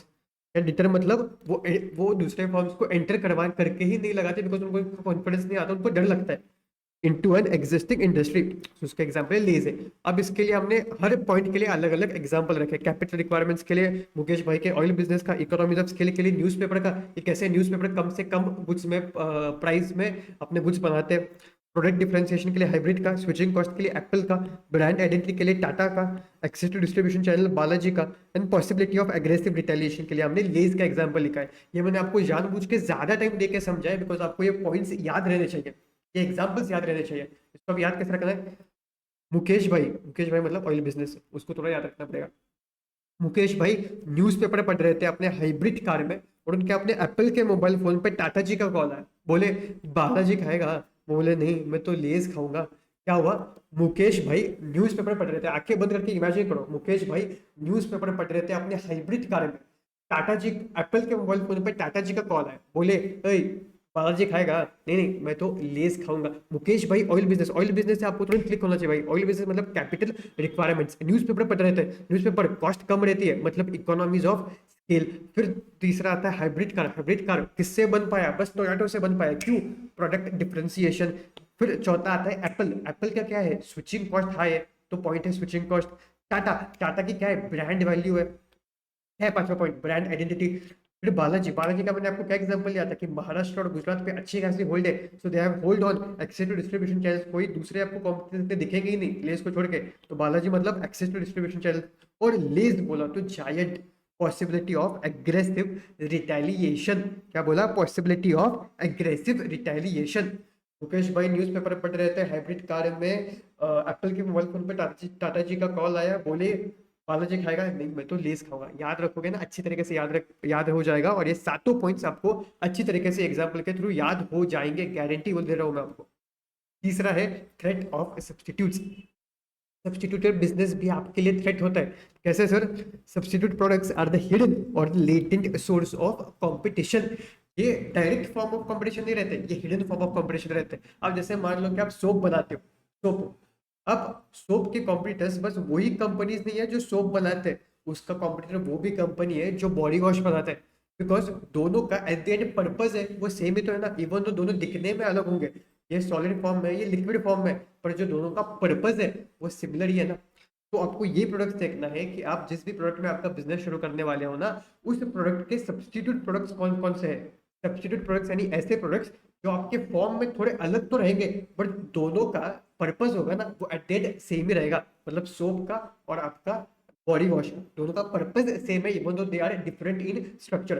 तो आपको ये भी सब्स्टिट्यूट प्रोडक्ट्स का analyse करना पड़ेगा कि मेरे पर्टिकुलर इंडस्ट्री के लिए सब्स्टिट्यूट प्रोडक्ट्स कितने कितने मार्केट में बाहर अवेलेबल है, मेरे प्रोडक्ट के लिए कितने कितने सब्स्टिट्यूट प्रोडक्ट्स अवेलेबल है। अगर वो बहुत ज्यादा होंगे देन इट्स अनअट्रैक्टिव, अगर कम ही रहे तो अट्रैक्टिव है। Are the hidden and latent source of the competition? How to assess the threat? Firm should look for the product that do the same or similar function as their current offerings. और जैसे मैंने आपको कहा बहुत ज्यादा substitutes है, unattractive कम है, then it's attractive, खत्म, no discussion. Now let's understand bargaining power of suppliers. अब सप्लायर के पास बार्गेनिंग पावर कैसे आती है? तीन सिचुएशन में जाती है। When do suppliers have high power? The very first one, when their product is very much crucial to the buyer and substitutes are not available. उनको पता है बायर ना मेरे पास ही आने वाला है खरीदने के लिए, बिकॉज उसके लिए मेरा प्रोडक्ट रिक्वायर्ड है, मेरा प्रोडक्ट नेसेसरी है, और इस प्रोडक्ट के मैं जो प्रोडक्ट उसको दे रहा हूँ उससे कोई सब्स्टिट्यूट ही अवेलेबल नहीं है ना मार्केट में। देन अगर ऐसी सिचुएशन है then supplier has a bargaining power, वो आपको निगोशिएट ही नहीं करने के लिए देगा। Second, they can erect high switching cost.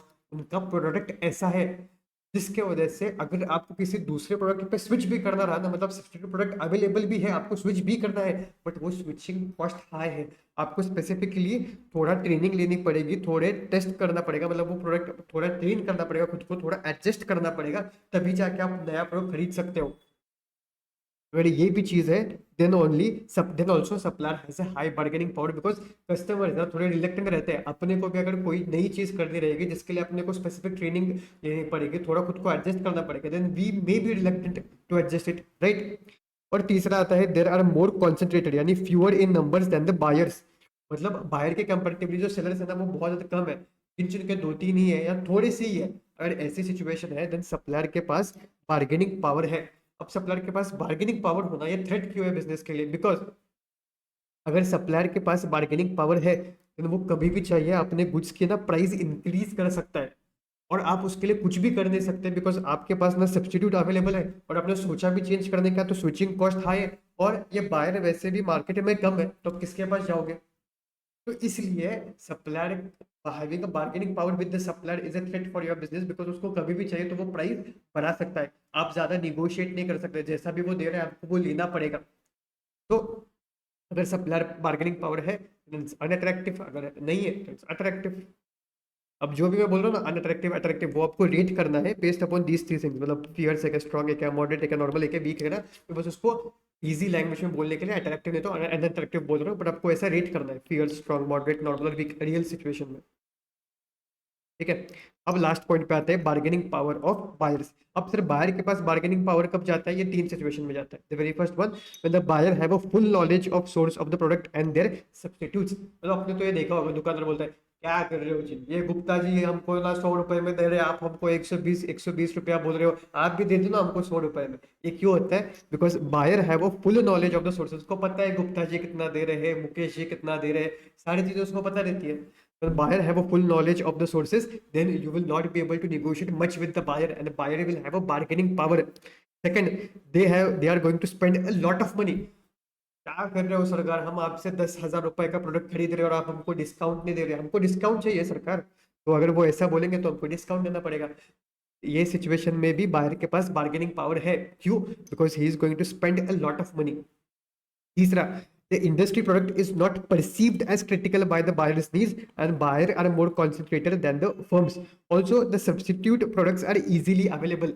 मतलब आपका प्रोडक्ट ऐसा है जो बायर के लिए इतना कुछ क्रिटिकल नहीं है, नॉर्मल प्रोडक्ट है, उसको लिया तो अच्छा है, नहीं लिया तो भी चलेगा उसको। Also the buyer needs are, the product is not much critical for the buyer and the buyer are more concentrated, मतलब बायर्स बहुत कम है उसके लिए compare to the sellers. Also उस प्रोडक्ट के इजीली सब्स्टिट्यूट्स अवेलेबल है मार्केट में। अगर ऐसी सिचुएशन है तो बायर के पास बार्गेनिंग पावर आती है। तो सर अगर बायर के पास बार्गेनिंग पावर है तो हमें क्या दिक्कत है? भाई कैसा होता है जब उसके पास बार्गेनिंग पावर आती है ना, तो वो फिक्स्ड प्राइस पे कुछ को खरीदता नहीं, वो निगोशिएट करके प्राइस कम कम करके आता है। अब जब प्राइस कम हो जाती है तो आपका मार्जिन कम हो जाता है, और वो गुड्स को बनाने के लिए आपका कॉस्ट और इन्वेस्टमेंट तो सेम लगेगा ना, आपका मार्जिन कम हो जाता है उसके केस में। The bargaining power of the buyer affects not just the pricing but also the cost and investment that producer must make. उसी के साथ बायर कहता है कि भाई मैंने तेरे से इतने इतने रुपए के गुड्स खरीदे, इतने हजार के गुड्स खरीदे, इतने लाख भर के गुड्स खरीदे, इतने करोड़ के गुड्स खरीदे, बट स्टिल तू मुझे अच्छी सर्विस नहीं दे रहा, मुझे अच्छी सर्विस भी चाहिए, तो वो अच्छी सर्विस प्रोवाइड करने के लिए आपको एडिशनल कॉस्ट लगता है। because powerful buyer demand better services which increases the further cost of producer and require more investment। इसलिए अगर बायर के पास बार्गेनिंग पावर है तो प्रोड्यूसर के ऊपर ये चीजों के थ्रू इम्पैक्ट आता है।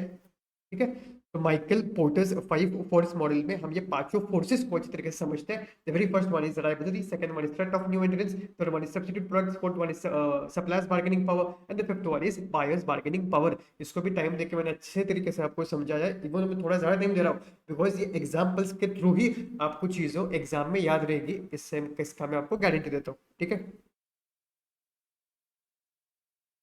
अब ये हम आते हैं क्वेश्चंस के ऊपर।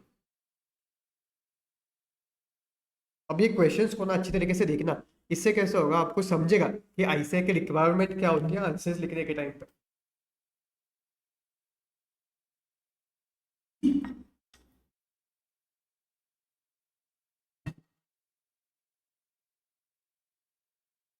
Rajiv Arya owns an electrical appliances company specializing in the manufacture of domestic vacuum cleaners। ठीक है, वो मैन्युफैक्चर करते हैं क्या, domestic vacuum cleaner. The market is competitive with four other manufacturers offering similar products and achieving comparable sales value। Market थोड़ा competitive है because जो competitors है वो भी मेरे जैसे प्रोडक्ट रख रहा है और वो भी सिमिलर काइंड ऑफ सेल्स को अचीव कर पा रहे हैं जितना मैं अचीव कर पा रहा हूँ। Additionally these arrival firms hold several patents related to the vacuum cleaner technology.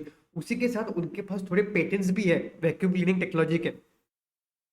The supplier base for the raw material is extensive with multiple suppliers available। मतलब बहुत सारे suppliers available है, supplier concentrated है, ऐसे नंबर में ऐसा किधर भी नहीं दिया है। Identify and explain the significant forces from the Porter's 5 force framework that are relevant to the Rajiv Arya's company। Question क्या पूछा है कि आपको आइडेंटिफाई करना है और बस आइडेंटिफाई नहीं करना है, एक्सप्लेन भी करना है the forces from Porter's 5 force model framework that are relevant to the Rajiv Arya's company. अब सिर्फ मैंने ये क्वेश्चन क्यों लिया बिकॉज ये क्वेश्चन का जब आप आंसर पढ़ोगे ना तो आपको आईसीआई की रिक्वायरमेंट समझेगी। अब कैसा होता है, पांचों फोर्सेस में से सारे फोर्सेस के रिगार्डिंग हिंट यहाँ पे नहीं दिया है, थोड़े फोर्सेस के रिगार्डिंग हिंट दिया है। सबसे पहला है बार्गेनिंग पावर ऑफ सप्लायर, उसका इन्होंने क्लियरली हिंट दे दिया है कि supplier base for raw material extensive है, मतलब बार्गेनिंग पावर ऑफ सप्लायर यहाँ पे नहीं है बिकॉज सप्लायर का अच्छा खासा एक्सटेंसिव बेस है। तो एक तो क्लियर हो गया। सेकंड, जो डायरेक्टली उन्होंने क्या दिया है राइवलरी के रिगार्डिंग कि भाई यहाँ पे राइवलरी हाई है। हाई क्यों है, बिकॉज मेरे पास 4 मैन्युफैक्चरर्स है और वो भी सिमिलर काइंड ऑफ प्रोडक्ट दे रहे हैं और similar kind of sales volume achieve कर पा रहे हैं, इसलिए राइवलरी है ना वो कट थ्रोट है। उसी के साथ उनके पास पेटेंट्स भी है, तो दो चीजों के रिगार्डिंग डायरेक्टली यहाँ पे दे दिया है। राइट, तीसरा थ्रेट ऑफ न्यू एंट्रेंट, ये डायरेक्टली नहीं दिया है, जिसने अच्छे तरीके से पढ़ा होगा तो उसको दिखा होगा। थ्रेट ऑफ न्यू एंट्रेंट मतलब सेवरल पेटेंट्स, ये जो है ना ये हिंट है। अगर पेटेंट्स वगैरह लग रहे हैं तो आपने थोड़ा आर&डी वगैरह किया है, पेटेंट्स की वजह से आपको डिफरेंशिएशन का बेनिफिट हो रहा है। Product differentiation is one of the point of entry barrier, जिसके वजह से अगर कोई नया एंट्रेंट को अगर आपके बिजनेस में आना पड़ेगा तो वो पेटेंट के वजह से उसके पास इतना पेटेंट्स अवेलेबल नहीं होगा, इसलिए वो डायरेक्टली एंटर करना थोड़ा दिक्कत वाला चीज है। ये तीनों चीजें, ये तीनों चीजें यहाँ पे डायरेक्टली लिखी है। अब बहुत बार स्टूडेंट्स कैसे आता है, ऐसा क्वेश्चन देखने के बाद ना वो तीनों चीजों को ही कोट करते हैं, उनको आइडेंटिफाई करते हैं और उनको एक्सप्लेन करके आ जाते हैं। यूजुअली स्टूडेंट्स बस दो चीजों को देख पाते हैं अच्छी तरीके से, rivalry and suppliers bargaining power. इस पॉइंट को अवॉइड करते, इस पॉइंट को वो टैकल नहीं कर पाते। बट आपको ये तीनों पॉइंट्स लिखना नॉर्मल केस में स्टूडेंट लिख के आ सकता है। बट यहाँ पे आईसीआई ने क्या किया है, आईसीआई ने पांचों पॉइंट्स के रिगार्डिंग लिखा है, मतलब उन्होंने थ्रेट ऑफ सब्स्टिट्यूट्स के बारे में भी लिखा है और बार्गेनिंग पावर ऑफ कस्टमर्स के बारे में भी लिखा है। सब्स्टिट्यूट्स में उन्होंने लिखा that though not clearly stated in the scenario substitute exist in the form of housemaid, मतलब तुम वैक्यूम क्लीनर मत लगाओ, तुम डायरेक्टली हाउसमेड रखो whose availability at low cost can significantly impact sales of vacuum cleaners। मतलब जिन लोगों के पास पहले से हाउसमेड आ रही है तो वो वैक्यूम क्लीनर क्यों रखेंगे, ऐसा इन्होंने यहाँ पे लिख दिया थ्रेट ऑफ सब्स्टिट्यूट्स में। और उन्होंने बार्गेनिंग पावर ऑफ कस्टमर्स में लिख दिया the bargaining power of the customer is relevant as product similarity enables them to switch easily among brand reinforcing competitive rivalry. अब ये स्टूडेंट को यहाँ पे आती है दिक्कत कि भाई हमको ये चीजें यहाँ तक लिखना समझ जाएंगे, बट ये हमको ये दो पॉइंट्स कैसे लिखने हैं, मतलब ये क्लिक कैसे होगा, क्योंकि क्वेश्चन में तो ऐसा कुछ लिखा ही नहीं है। क्वेश्चन में तो बस इतना ही लिखा है identify and explain the significant forces, जो आइडेंटिफाई हो रहे हमने लिख के आगे। अब यहाँ से आपको ये एक चीज समझनी है कि इवन दो आईसीआई ने क्वेश्चन में ऐसा लिखा होगा कि identify and explain the significant forces from the porters 5 force framework, तो बस आपको क्वेश्चन के रिगार्डिंग 3 पॉइंट्स नहीं लिखना है, तो थोड़े एडिशनली जो भी पांचों फोर्सेस के रिगार्डिंग पॉइंट बन रहे होंगे ना आपसे, वो आपको लिख के आना है to be on the very safer side. देखो ज्यादा लिखोगे तो उसके मार्क्स तो कट नहीं होने वाले, बट नहीं लिखोगे तो उसके मार्क्स कट होंगे। तो और बाद में हम तो जस्टिफाई भी नहीं कर सकते कि आपने बस पूछा था आइडेंटिफाई एंड एक्सप्लेन, उससे कुछ होगा नहीं है, आपको भी पता है मेरे को भी पता है। ठीक है, तो ऐसे सिचुएशन में बस ये 3 पॉइंट्स लिख के मत आ जाना जो आपको डायरेक्टली क्वेश्चन में विजिबल होंगे।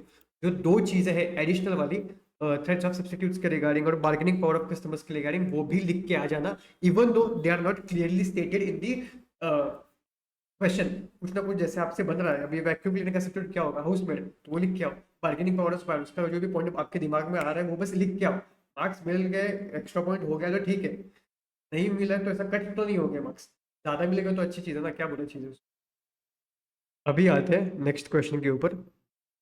Easy Access is a marketing service company providing consultancy to a range of business clients. Easy Access and its rivals have managed to persuade the government to require or marketing services companies to complete a time consuming and bureaucratic registration process and to comply with an industry code of conduct. Do you think that by doing this, Easy Access and its rivals has an advantage in some way to fight off the competitors?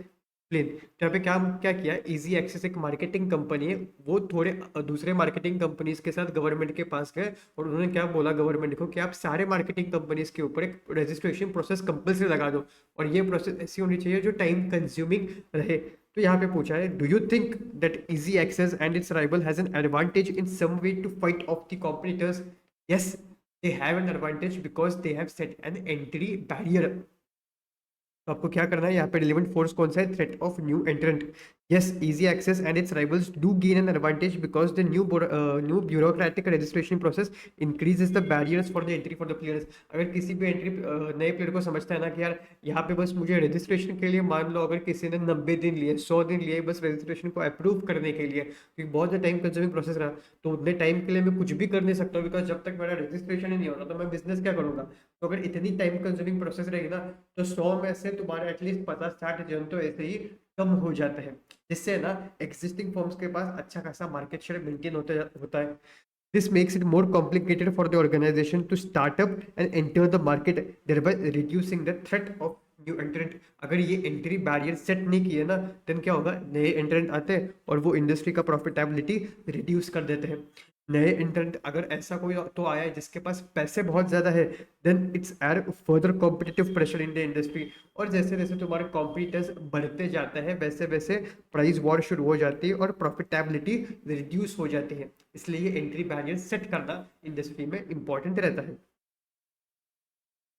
अब these are the 2 questions, एक बार आप काम करो, एक बार जो हमने Michael porter के रिगार्डिंग 5 फोर्सेस को डिस्कस किया ना, वो एक बार अच्छी तरीके से देख लो। उसी के साथ जो भी क्वेश्चंस है पोर्टल 5 फोर्स मॉडल के रिगार्डिंग, वो सारे क्वेश्चंस देख लेना अभी, अभी के अभी तुरंत एकदम। ठीक है, को टाइम देता हूँ, पढ़ लो एक बार। चलिए, हो गया, पढ़ लिया। अभी ना इंडस्ट्री एनवायरमेंटल एनालिसिस में और 2 छोटे कंसेप्ट है। तो first one is experience curve और दूसरा इज वैल्यू क्रिएशन। छोटे हैं बट एग्जाम में आ चुके हैं। ठीक है, एक्सपीरियंस कर्व के ऊपर तो उन्होंने क्वेश्चन पूछा है, जहाँ पे एक्सपीरियंस कर्व मतलब क्या ये पूछा है, उसी के साथ उसके फीचर्स क्या है, मतलब ये तीनों पॉइंट्स के रिगार्डिंग क्वेश्चन पूछे। अगर डायरेक्ट क्वेश्चन आ रहा है तो आपको ये डायग्राम भी उसी के साथ निकालना पड़ेगा। तो सर ये एक्सपीरियंस कर्व कहता क्या है, तो कहता क्या है, ये हम इस डायग्राम से समझते हैं। तो इस डायग्राम में आपको क्या करना है, एक साइड पे लेना है कॉस्ट पर यूनिट और दूसरे साइड पे लेना है क्यूमुलेटिव प्रोडक्शन इन यूनिट्स, और ऐसा मस्त यू शेप डायग्राम निकालना है। इस डायग्राम से हमको समझता है कि जैसे जब ऑर्गेनाइजेशन कम यूनिट्स प्रोड्यूस कर रही है ना, तो उसका कॉस्ट पर यूनिट बहुत ज़्यादा आ रहा है। बट जैसे जैसे उनका प्रोडक्शन कैपेसिटी बढ़ते जा रहा है या प्रोडक्शन का गुड्स बढ़ते जा रहा है, वैसे वैसे धीरे धीरे धीरे धीरे कॉस्ट पर यूनिट कम होते जा रहा है। ऐसा क्यों होता है, because of economies of scale. तुम्हारा फिक्स्ड कॉस्ट अभी ज़्यादा गुड्स पे बटना शुरू हो जाता है, और ये तुम पहले साल में अचीव नहीं कर सकते, थोड़ा टाइम के बाद तुम चीज़ों को अचीव करना शुरू कर देते हो। That's why it is called as experience curve. Experience के थ्रू तुमको इन चीज़ों का फायदा होना शुरू हो जाता है। तो experience curve shows that the unit cost decreases as cumulative production increases. जैसे जैसे तुम्हारा प्रोडक्शन बढ़ेगा, फिक्स्ड कॉस्ट ज़्यादा गुड्स में एब्जॉर्ब होना शुरू हो जाएगा, पर यूनिट कम आ जाएगा। तो जो मैंने एग्जांपल पहले दिया था, 100 रुपए का फिक्स्ड कॉस्ट है, 10 गुड्स बना पा रहे हो, then it is your fixed cost is 10 rupees per unit. But अगर वही तुम 100 गुड्स बना पा रहे हो, then it will be 1 rupees per unit. Usually ये फायदा बड़े फर्म्स को रहता है, बिकॉज उनके पास ही इतने ज्यादा गुड्स की ऑर्डर रहती है और बनाने की कैपेसिटी रहती है। Larger firms usually have a lower unit cost than smaller ones which helps them to gain a cost advantage. और अगर उनका कॉस्ट कम आ रहा है तो वो प्राइस भी कम चार्ज कर सकते हैं कस्टमर्स को, इसके वजह से उनको कॉस्ट एडवांटेज जल्दी हासिल होता है। और कॉम्पिटिटर्स जो रहते हैं, ये कहीं ना कहीं एक बैरियर जैसे बनता है जो हमने अभी पढ़ा। और ये जो स्मॉलर कॉम्पिटिटर्स रहते हैं ना, उनके लिए दिक्कत रहती है इस कॉस्ट पॉइंट पे सारी चीज़ों को प्रोवाइड करना। तो ये फायदा यूजुअली लार्जर फर्म्स को होता है। Cost reduction comes from the learning effects, economies of scale, product redesign and technological improvements। अब जैसे जैसे तुम इस इंडस्ट्री में काम करना शुरू कर देते हो, तुम्हें समझता है कि यार मैंने अगर प्रोडक्ट को ना थोड़ा रीडिजाइन कर दिया ना, तो मुझे कॉस्ट जितना लग रहा है वो थोड़ा कॉस्ट कम लगेगा। ये तो मैंने थोड़े एडवांस टेक्नोलॉजीज को इस्तेमाल कर लिया, देन ये जो कॉस्ट लग रहा है ना, ये जो वर्क फ्लो हो रहा है, तो ये थोड़े स्मूथ तरीके से फ्लो हो सकता है, मेरा कॉस्ट पर यूनिट कम आ जाएगा। ये सारी चीजें तुम्हें एक्सपीरियंस के थ्रू ही समझती है। That's what is called as experience curve. पहले दिन में सारी चीजें नहीं समझेगी, थोड़ा थोड़ा काम करोगे तो चीजें धीरे धीरे समझना शुरू हो जाएगी। और अगर तुम्हें एक्सपीरियंस कर्व का फायदा हो गया, अगर तुम्हारे गुड्स का पर यूनिट कॉस्ट कम आ रहा है, then you will be able to build your market share, because तुम प्राइस कम चार्ज कर रहे हो because of the cost advantage. उसके वजह से कस्टमर्स को तुम अट्रैक्ट कर सकते हो, राइट। इससे तुम्हारा मार्केट शेयर अच्छा खासा बढ़ जाएगा, तुम कॉम्पिटिटर्स को निकाल सकोगे, बिकॉज कॉम्पिटिटर्स तुम्हारे प्राइस पॉइंट पे आके गुड्स को बेच नहीं सकते जो तुम दे पा रहे हो। So that's why you can able to deter the competitors. अब experience curve has following features. The very first one is as business organization grow, they gain the experience। जो हम डिस्कस किया, ये चीजें धीरे धीरे तुमको एक्सपीरियंस के थ्रू आते जाएगी। एक्सपीरियंस में provide an advantage over the competition. Experience is a key barrier to the entry, because experience से तुम्हें कॉस्ट एडवांटेज हो रहा है, तुम इकोनॉमीज ऑफ स्केल का फायदा उठा रहे हो, और economy scale is nothing but an entry barrier.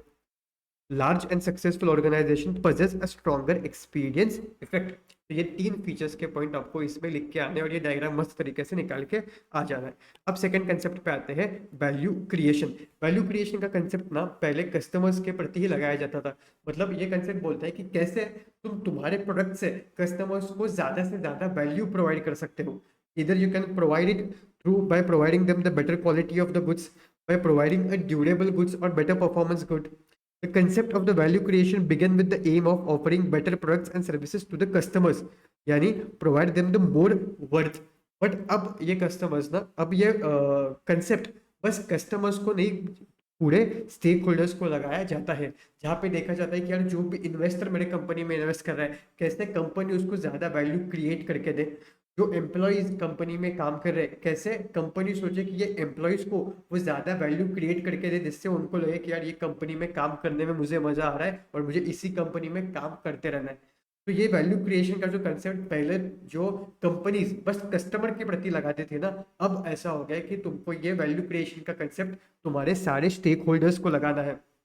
अगर तुम वैसा कर पाओगे, then you will be able to gain a competitive advantage in the market. ये कौन बोल रहा है? Value creation. और उसी के साथ ये कहता है the companies profitability depends on the 3 factors. The very first one is the value customer place on the product, the price the company charges, and the cost to produce the product, which is nothing but explained in this diagram। अब मान लो, ये तुमको पहले diagram explain करता हूँ। ये diagram क्या है? Firm cost of value creation, मतलब जो भी गुड्स तुम बेच रहे हो उसका तुमको कॉस्ट कितना लगा। मान लो एक गुड्स तुम बनाए हो जिसका कॉस्ट तुमको 80 रुपया लगा है, बट तुम उसको बेच रहे हो 100 रुपए में। अब 80 और ये जो प्रॉफिट हो रहा है 20 रुपए का, ये तुम्हारा फर्म का मार्जिन है।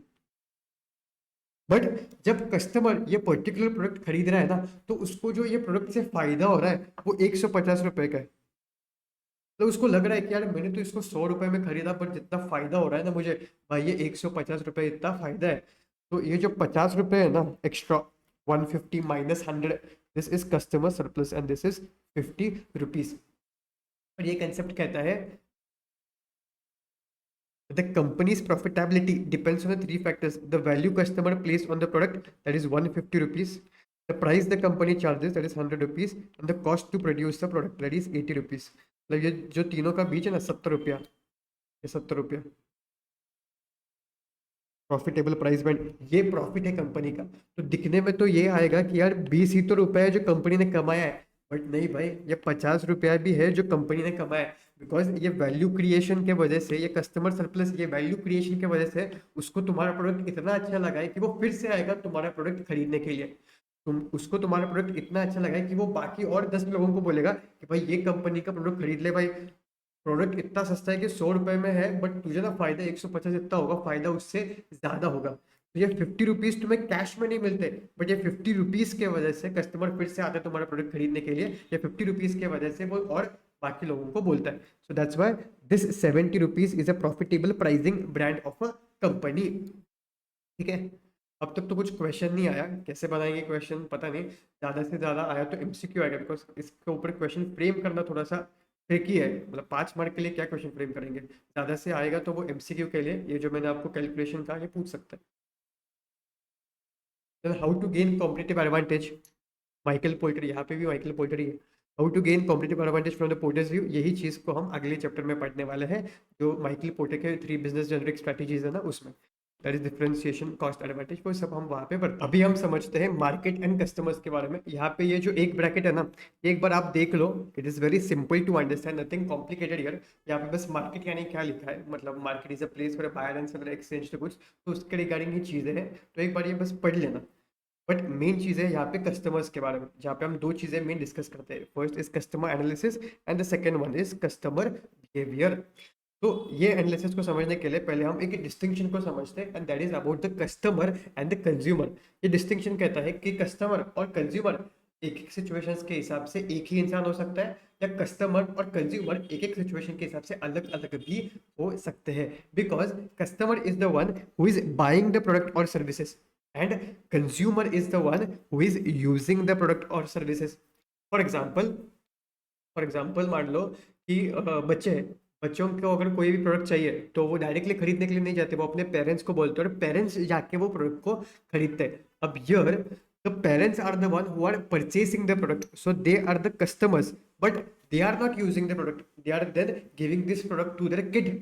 The kid is a consumer who is using this product. अब ये दो डिस्टिंक्शन को हमको समझना इसलिए इंपॉर्टेंट है, बिकॉज जब भी कोई कंपनी अपना प्रोडक्ट बना रही है और उसको पता है कि यार ये प्रोडक्ट ऐसा है जहाँ पे कस्टमर और कंज्यूमर अलग अलग भी हो सकते हैं, तो फिर उनको क्या करना है, जब भी प्रोडक्ट बनाते हैं ना, तो वो कंज्यूमर के हिसाब से होना चाहिए, वो कंज्यूमर फ्रेंडली होना चाहिए, राइट, उसकी क्वालिटी वगैरह कंज्यूमर के हिसाब से, कंज्यूमर के रिक्वायरमेंट के हिसाब से होनी चाहिए। बट जब भी वो मार्केटिंग स्ट्रैटेजीज रन करेगी या वो प्राइसिंग स्ट्रैटेजी डिसाइड करेगी, तो वो कस्टमर के हिसाब से होनी चाहिए, then only they will buy the product.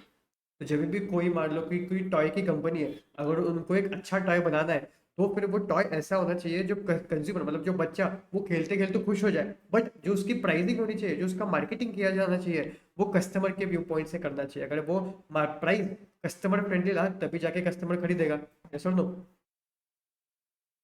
तो ये दो चीज़ों के डिस्टिंक्शन से आपको ये चीज़ों में क्लैरिटी मिलती है।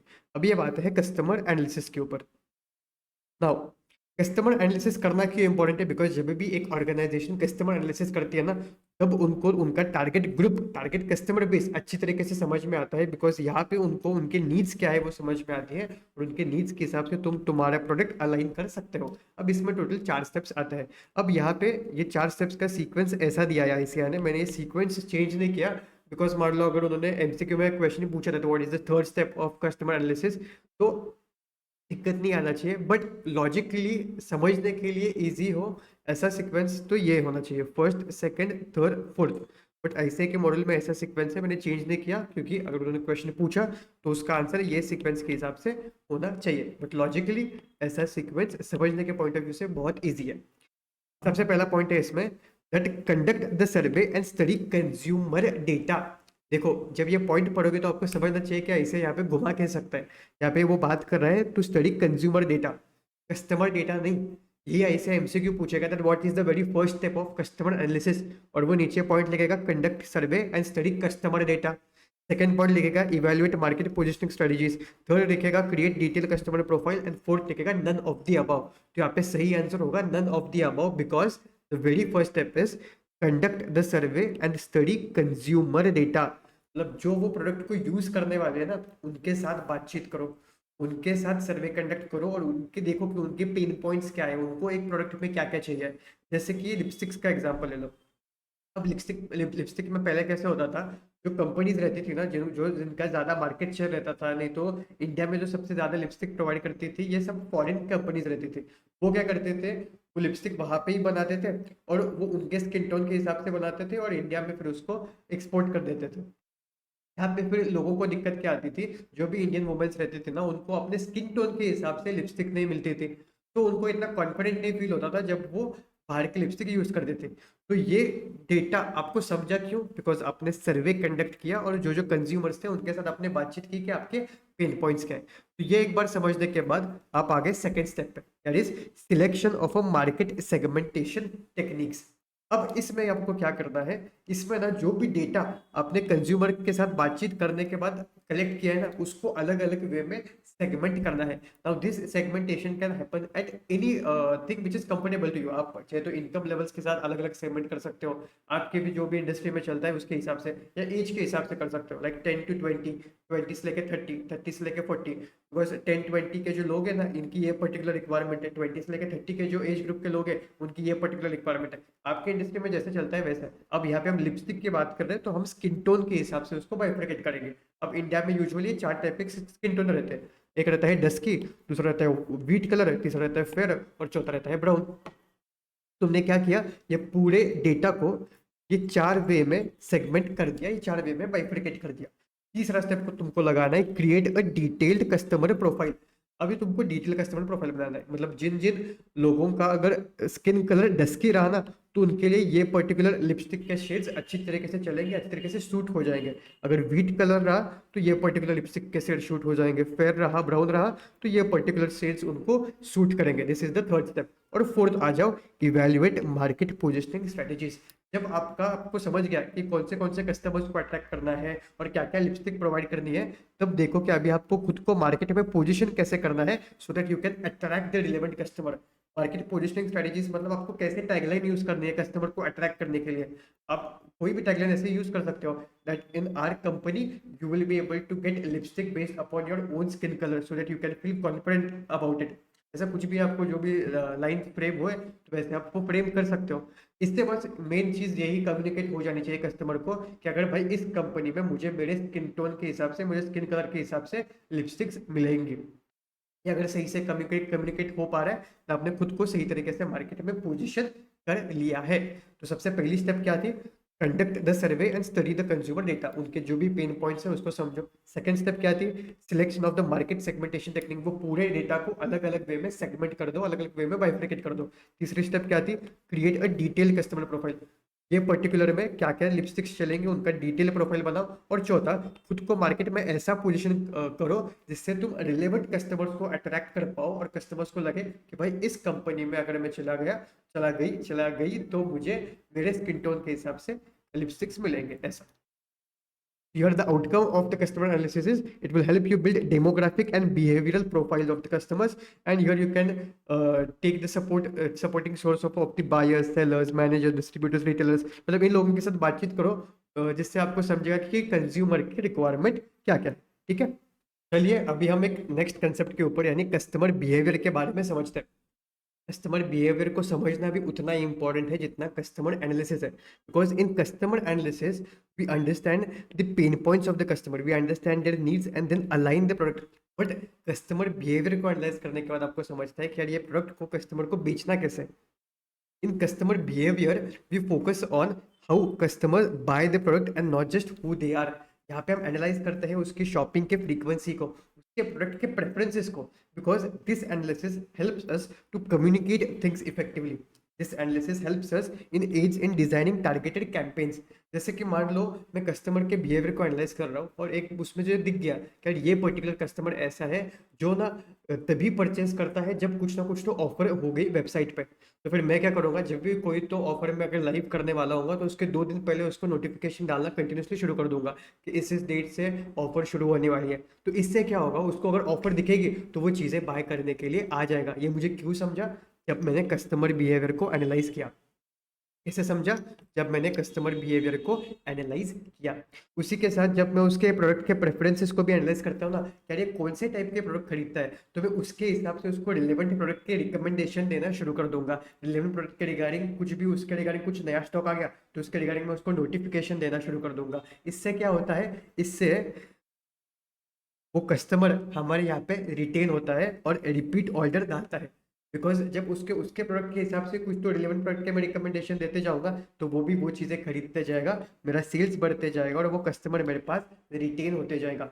It supports me offering relevant product और services, that's why analyzing customer behaviour is very important. अब कस्टमर जब भी कोई चीज़ खरीदता है ना, तो वो इन चार फैक्टर्स में से कोई ना कोई फैक्टर्स के इन्फ्लुएंस होकर चीज़ों को खरीदता है। तो customer behaviour is influenced by multiple factors. तो ये टोटल चार फैक्टर्स हमें यहाँ पे दिए गए। एक चीज समझना, ये चार फैक्टर्स कोई स्टेप बाय स्टेप प्रोसेस नहीं है। मतलब सबसे पहले वो एक्सटर्नली इन्फ्लुएंस होगा, दूसरा इंटरनल, तीसरा डिसीजन मेकिंग, चौथा पोस्ट डिसीजन प्रोसेस, तभी वो जाके चीजों को खरीदता है। ऐसा नहीं होता। he or she can get influenced by any of the two or any of the three factors। जैसे कि वो external, majority of the cases में कोई भी चीज जब कोई भी इंसान खरीदता है वो एक्सटर्नली इन्फ्लुएंस होता है प्लस इंटरनली इन्फ्लुएंस हो जाता है। अगर वो चीज ऐसी है जो ना एक इंपॉर्टेंट परचेस है, बहुत कॉस्टली चीज है, तो फिर वो क्या करता है, external plus internal plus decision making लगाता है एंड देन चीजों को खरीदता है। और अगर वो आपका पहले से ही कस्टमर है, उसने पहले से ही आपका प्रोडक्ट खरीद लिया है, तो बस वो पोस्ट डिसीजन प्रोसेस लगाता है और चीज़ों को खरीदता है। सर ये क्या क्या चीज़ें हैं सर, एक एक को डिटेल में समझते हैं, ठीक है। The very first thing through which the customer behaviour gets influence, the one is external influence. External influence मतलब क्या, एडवर्टीजमेंट्स रन करना, peer recommendation and social norms, मतलब आपके दोस्त आपको आपके बोलना कि यार ये नया कंपनी का प्रोडक्ट है, मस्त है भाई, एक बार तू भी यूज करके देख ले। So advertisements, peer recommendation, all these are nothing but external influences. External influences are divided into companies marketing efforts and environmental elements। environmental elements मतलब आपके दोस्त वगैरह आपको बोलना, बट एक्सटर्नली इन्फ्लुएंस होके बस तुम चीजों को खरीदते हो क्या। अब डेली बेसिस में हम कितने सारी चीजों के एडवर्टीजमेंट्स देखते हैं, यूट्यूब खोलते हैं एडवर्टीजमेंट्स देखते हैं, टीवी देखते हैं एडवर्टीजमेंट्स देखते हैं, बाहर जाते हैं बिलबोर्ड्स पे एडवर्टीजमेंट्स देखते हैं। क्या हम ये पागल जैसे सारी चीजें खरीदते जाते हैं क्या, नहीं। सेकेंड फैक्टर भी आता है उसमें, that is internal influence. Internal influence of nothing but psychological factors which are with in the customer, यानी मोटिवेशन या एटीट्यूड्स। जैसे कि अभी हमको 1 जनवरी को होता है, जब भी एक नया साल शुरू होता है हम एकदम इंटरनली मोटिवेट हो जाते हैं कि भाई इस साल मुझे मेरी बॉडी बनानी ही बनानी है। और फिर आपको याद आता है कि यार दिसंबर के एंड पे ना, मैंने एक कोई तो जिम के यहाँ पे बाहर एक मेंबरशिप का लिखा था, that you can get are membership at 50% off on new year. ये कुछ तो न्यू ईयर ऑफर वगैरह वगैरह ऐसा कुछ तो है। तो वो एडवर्टीजमेंट देख के बस आप एक्सटर्नली इन्फ्लुएंस हो गए थे बट आपने डिसीजन नहीं लिया। यहाँ पे कैसे हुआ, एक्सटर्नली इन्फ्लुएंस हो गए प्लस आप इंटरनली भी इन्फ्लुएंस हो गया, अंदर से आत्मा से आपको एकदम मोटिवेशन आ गया कि नहीं भाई इस साल मेरे को जिम जाना है, बॉडी बनानी है। और आपको याद आ गया यार 25 तारीख को मैंने 25 दिसंबर को ऐसा कुछ तो एडवर्टीजमेंट देखा था जहाँ पे एक जिम अपनी मेंबरशिप 50% डिस्काउंट पे ऑफर कर रही है। और फिर आप वो जिम में चले गए मेंबरशिप लगाने के लिए। यहाँ पे क्या हुआ, external influence plus internal influence changed your behavior, shaped your behavior। So consumer behavior is shaped by a combination of internal plus external influences। Psychological factors within the customer is called as internal influence, मतलब उसको खुद का motivation, attitude वगैरह। तीसरा आता है decision making phase. ये factor हम तब लगाते हैं जब मान लो कि हम कोई तो ऐसा प्रोडक्ट खरीदने के लिए जा रहे हैं जो बहुत ज्यादा महंगा है या इंपॉर्टेंट परचेस है। A rational consumer seeks information, integrates it with existing knowledge, evaluates advantage, disadvantage, and then makes a decision। मान लो कि आपको एक कुछ तो लग्जरी कार खरीदने के लिए जाना है, आपको ऐसा है कि नहीं भाई मेरे को अभी BMW चाहिए, तो आप डायरेक्टली शोरूम में जाते हो, उसको बोलते हो यार ये BMW को पेटी पैक कर दे और मेरे को भेज दे, नहीं। आप पहले चले जाओगे, आप पूरा इवेल्युएट करोगे कि अच्छा BMW की ये कार है, BMW के साथ और कौन से कंपनीज है, भाई एक मर्सिडीज है, एक जैगवार है, तीनों कंपनीज के सेम प्राइस पॉइंट्स पे कौन से कार से, पहले वो देखोगे। फिर आप देखोगे कि यार BMW में ही ऐसे कौन से एक्स्ट्रा फीचर्स है by which I should buy this company, buy this product. या फिर मैं मर्सिडीज में कोई ऐसे एक्स फैक्टर्स है क्या, जैगवार में ऐसे कोई एक्स फैक्टर्स है क्या, तीनों में से मैंने कौन सा बाय करना चाहिए। आप डिटेल में एनालिसिस करोगे ना, सबके माइलेजेस को चेक करोगे, सबके देखोगे कि यार कौन से कार मेरे लिए एडवांटेजेस होने चाहिए, मेरी रिक्वायरमेंट के हिसाब से होनी चाहिए। ये सारी चीज़ों का आप डिटेल में एनालिसिस करोगे बाय करने के पहले। तो decision making steps include problem recognition. पहले देखो कि आपकी प्रॉब्लम क्या है, आपको क्यों ये चाहिए cars. Search for desirable alternatives, आपकी ये चीज जो भी आपकी रिक्वायरमेंट है वो फुलफिल कौन कौन से प्रोडक्ट कर सकते हैं। Then seek information on available alternatives, ये तीनों को कंपेयर करो कि दो तीनों में से कौन सी कार एडवांटेजेस हो सकती है आपकी सिचुएशन के हिसाब से, and then make a final choice. ये डिटेल में जाके इतना प्रोसेस में हम तभी चीजें करते हैं when it's a relevant and important purchase. जो भी बड़ी चीजें रहती है जैसे कि कार खरीदना, टीवी खरीदना, ये स्मॉलर वन जैसे कि मान लो एक बिस्किट का पैकेट खरीदना है, तो हम ये डिटेल में बैठ के एनालिसिस नहीं करते बैठते, बट जो भी कोई इंपॉर्टेंट चीज रहती है ना, तब हम बैठ के चीजों को एनालाइज करते हैं। तो मान लो कि तुमको कार खरीदना है, तो तुम कौन से फैक्टर से इन्फ्लुएंस हो गए, external influence plus internal influence, and third one is decision making. फिर चौथा आता है पोस्ट डिसीजन प्रोसेस। मान लो कि आपने इस कंपनी का प्रोडक्ट पहले से खरीद लिया था, और आपको ये कंपनी ने सर्विसेज अच्छी प्रोवाइड की, तो जब भी आपको फिर से वही पर्टिकुलर प्रोडक्ट खरीदना है तो आप उसी कंपनी के पास ही चले जाओगे, किसी दूसरे कंपनी के पास नहीं जाओगे। Consumer evaluates product after purchase, and if you're a satisfied customer, then you will may repurchase and recommend it to the other 10 customers. अगर आपने अगर वो कंपनी ने आपको सही तरीके से सर्विसेज प्रोवाइड नहीं की, then you will be unsatisfied customer and likely you will vote buy again from that particular company. Also, you will not promote it. तो जब भी कोई भी कस्टमर आपसे प्रोडक्ट खरीदता है तो वो इन्हीं किसी तो फैक्टर से इन्फ्लुएंस होके चीज़ों को खरीदता है। वो आपका पहले से ही कस्टमर है तो बस पहुंच जैसे ही प्रोसेस लगाएगा कि भाई उसने मेरे को सही तरीके से सर्विसेज दी थी, फिर से इससे ही खरीद लेता हूँ चीज़ों को। ठीक है, so these are the multiple factors through which customer behaviour gets influence. Read it once, exam point of view, very important. अभी हम आते हैं हमारे लास्ट टॉपिक के ऊपर, and that is competitive strategy. Competitive strategy में हम दो कंसेप्ट को पढ़ते हैं। The very first one is competitive landscape, which is nothing but competitor analysis. Because यहाँ पे हम डिटेल में जाके कॉम्पिटिटर को समझते हैं, देखते हैं कि उसके स्ट्रेंथ्स क्या है, वीकनेसेस क्या है, मार्केट में गैप क्या है। तो competitor analysis is nothing but competitive landscape. और दूसरा टॉपिक जो हम पढ़ते हैं, which is the last topic of this entire chapter, that is की सक्सेस फैक्टर्स। ये कहता है कि जब भी तुम कॉम्पिटिटर एनालिसिस करने के बाद तुम्हारी कॉम्पिटिटिव स्ट्रेटेजी बनाओगे ना, तब कौन से फैक्टर्स पे तुम्हें ध्यान रख के ये स्ट्रेटेजी बनानी है। मतलब ये फैक्टर्स ऐसे फैक्टर्स है, ये फैक्टर्स एक इंडस्ट्री में, हमारी इंडस्ट्री में ऐसे की सक्सेस फैक्टर्स है जिनके ऊपर तुम्हें काम करना ही पड़ेगा, तभी तुम्हें इस इंडस्ट्री में सक्सेस मिलेगा। अगर तुमने इन की सक्सेस फैक्टर्स के ऊपर काम नहीं किया तो डेफिनेटली तुम्हें इस पर्टिकुलर इंडस्ट्री में तो सक्सेस नहीं मिलेगा, because these factors are nothing but key success factors. ये क्या रहते हैं सर, जब हम इस पर्टिकुलर टॉपिक पे आएंगे तो मैं आपको डिटेल में बताऊंगा। बट उसके पहले हम कॉम्पिटिटिव लैंडस्केप को समझते हैं। कॉम्पिटिटिव लैंडस्केप से हमें कैसा होता है, हमारे जो भी डायरेक्ट कॉम्पिटिटर्स है, हम जो इनडायरेक्ट कॉम्पिटिटर्स है उनको हम एनालाइज करते हैं। Competitor landscape refers to identifying both direct and indirect competitors in the market. It involves understanding competitors' vision, mission, core values, needs, strength and weaknesses. जब हम ये चीज़ों को आइडेंटिफाई करते हैं ना, तब हमको समझता है कि मार्केट में गैप क्या है और उसके हिसाब से हम खुद को बिल्ड कर सकते हैं। So what are the steps to understand the competitive landscape? It is nothing but what are the steps to understand your competitors. So there are 5 steps for it. The very first one is identify the competitor. देखो अगर इसके ऊपर direct question आता है ना, मतलब plane question है जहाँ तुमने पूछा है what are the necessary steps for competitive landscape, अगर ऐसा बेसिक क्वेश्चन आया, डायरेक्ट क्वेश्चन आया, तब आपको ये गाइडिंग क्वेश्चंस और इनसाइट्स ये वाले क्वेश्चंस भी आंसर्स में लिखने हैं। बट अगर कोई केस बेस्ड क्वेश्चन आया तो बस आपने वो पॉइंट को कोट कर लिया और ये की फोकस वाले पॉइंट को कोट करके उसको केस अपने बना लिया तो ठीक है। बट अगर डायरेक्ट क्वेश्चन आया तो ये वाले क्वेश्चंस भी आपको लिखने हैं। तो जब भी पढ़ोगे तो ये क्वेश्चंस को इग्नोर मत करते जाना, समझ के चलना। ठीक है, so very first step is to identify the competitors. इस स्टेज में हम क्या करते हैं, हमारे कॉम्पिटिटर्स को आइडेंटिफाई करते हैं, देखते हैं कि हमारी इंडस्ट्री में कौन से की प्लेयर्स है, फिर उनका पर्टिकुलर मार्केट शेयर कैसा है। क्या हम कैसे समझते हैं, by asking 2 questions, who are the competitors and how big they are. सो पहले स्टेप ने हमने अपने कॉम्पिटिटर को आइडेंटिफाई किया। दूसरे step we start to understand the competitor. अच्छा, तो मेरे इंडस्ट्री में 4 ये कॉम्पिटिटर्स हैं, तो चारों के क्या क्या प्रोडक्ट्स वो ऑफर करते हैं वो देखो, क्या क्या सर्विसेज ऑफर करते हैं वो देखो। Study competitors product or services via various sources like market research reports, newspapers, social media, internet.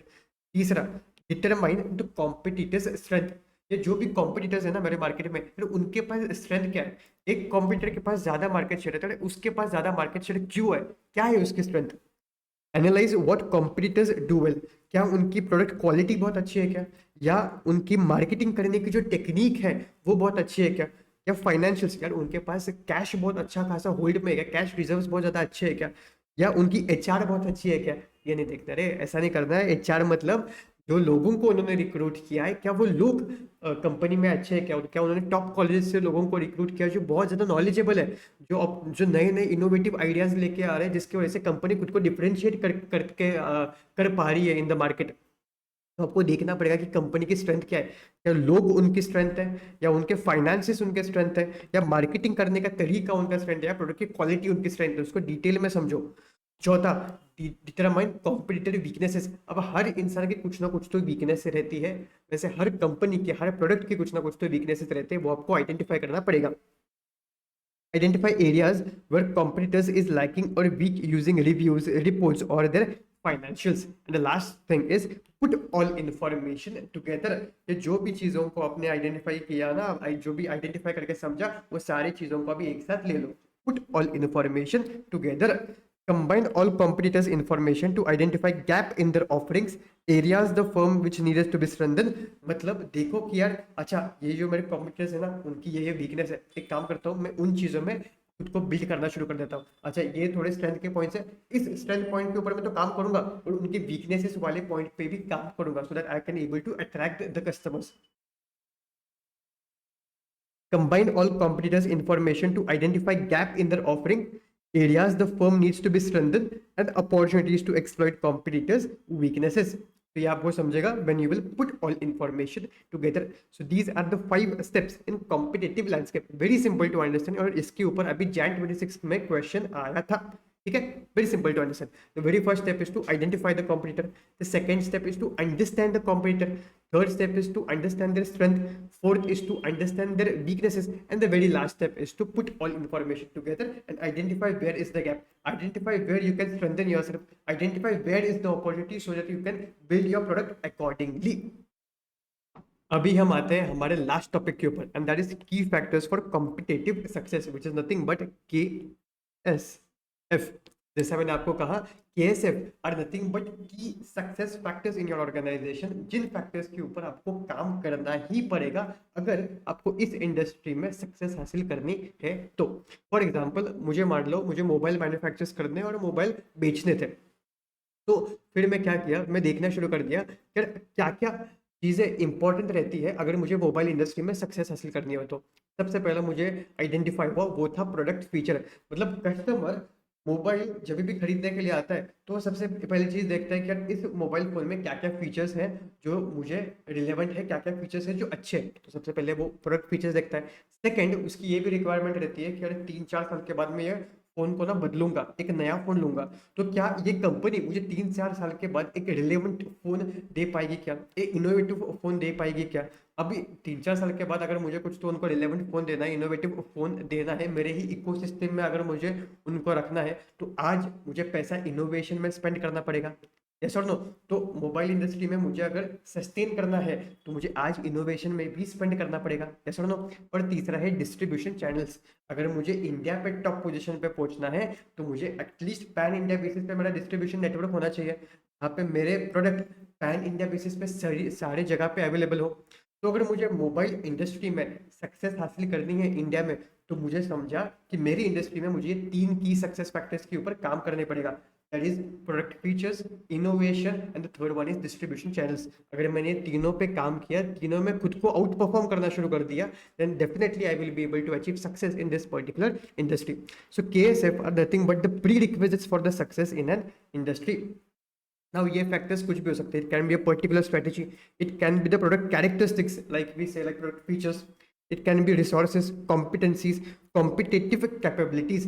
It can be anything. But these factors should tell you what are the prerequisites for success in this industry. But sir, हमें कैसे समझेगा कि हमारे industry के लिए कौन से की सक्सेस फैक्टर्स इंपॉर्टेंट है। उसके लिए आपको 3 स्ट्रक्चर्ड क्वेश्चंस खुद को पूछने हैं। Structured questions to identify KSF. To find an industry KSF, 3 questions needs to be asked. The very first one will be about product customer preferences. On what basis do customers choose between the competing brands of sellers? What product attributes what product attributes are crucial to sales. दूसरा है needed strengths, what resources and competitive capabilities this seller needs to be have to be competitive successful. और तीसरा है sustainable advantage, what does it take for sellers to achieve a sustainable competitive advantage, something that can be sustained for a long term। यहाँ पे customer preference क्या थी mobile case में, product features, right. Needed strength क्या थी कि भाई तुम ना डिस्ट्रीब्यूशन चैनल्स वाइड रखना, और सस्टेनेबल एडवांटेज के लिए तुम इनोवेशन पे स्पेंड करना, right.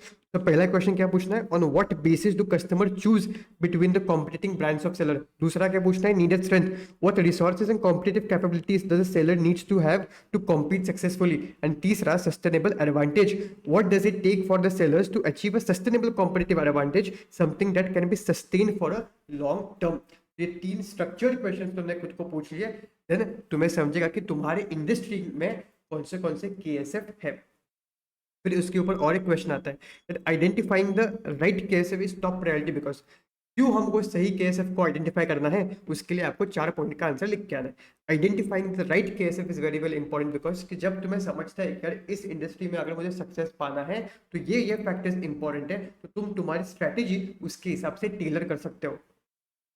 A company that accurately understands the industry KSF can tailor its strategy to excel in these critical areas. Second, by being distinctively better than the competitors in one or more KSF will help you to gain a sustainable competitive advantage. अगर एक दो जगह पे भी अपने तुम्हारे competitors को out perform कर लिया ना, then you will be able to achieve a competitive advantage. तीसरा, misjudging KSF can lead to misdirected strategy. अगर आपने KSF को आइडेंटिफाई नहीं कर लिया और दूसरे फैक्टर्स के ऊपर खुद को बिल्ड करना शुरू कर दिए, then it will lead to a misdirected strategy and competitive failure. और चौथा, aligning companies efforts with the industry's KSF increase the likelihood of long term success and stronger market position।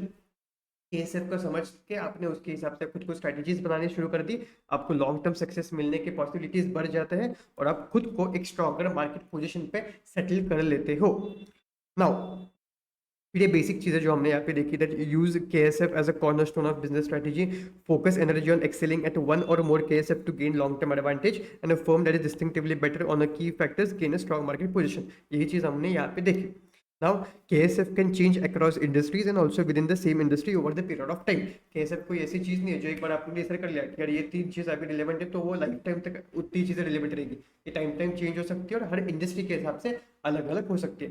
Usual case में 3 से 4 KSF ही एक industry में important रहती है, और अगर आपने 1 से 2 पे भी अच्छी तरीके से काम करके खुद को आउट परफॉर्म कर दिया, you will be able to achieve competitive advantage. This is what we learn in key factors for competitive success, and this marks the end of your chapter number 2 concept revision। Question है भाई, अभी बाकी है अपने question, concept revise करके सारी चीजें हो गई। अभी हम देखते हैं कॉम्पिटिटिव लैंडस्केप के ऊपर का क्वेश्चन।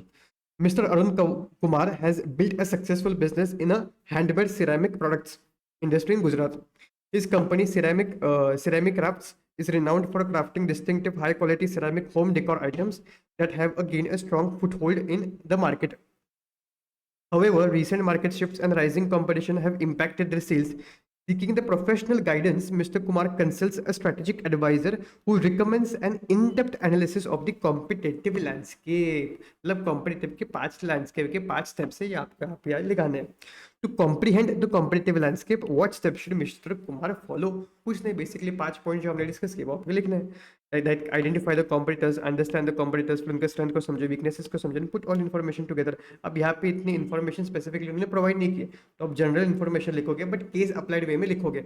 आइडेंटिफाई में कॉम्पिटिटर में बस ये लिख के नहीं आओगे कि identify the industry players and collect the actual data on the market share. भाई उसको थोड़ा सा केस अप्लाइड आपको बनाना पड़ेगा, that mister Kumar needs to do these things. The first step to understand the competitive landscape is to identify the competitors in the handmade ceramic products in the industry. Mr. Kumar should gather actual data on the market share and positioning of the competitors within the industry। तो ये होता है case applied answer. तो ये sir हमको कैसे समझेगा, multiple time जब आप ये क्वेश्चन से आंसर से गो थ्रू करोगे, मिनिमम से मिनिमम दो बार तो अपने इससे गो थ्रू करना ही चाहिए, तभी ऐसे वर्ड्स आंसर्स को कैसे फ्रेम करना है आपको समझना शुरू हो जाएगा। It's not something which is very much difficult.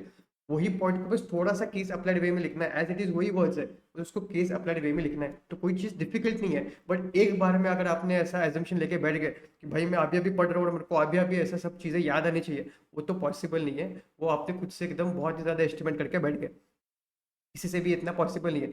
2-3 बार जब चीज़ों को रीड करोगे तब आपको समझेगा कि ये किसको फ्रेम कैसे करना है। Same cheese understand the competitors, वही पॉइंट जो हमने वहाँ पे देखे थे, बस यहाँ पे केस अप्लाइड वे में लिखनी है।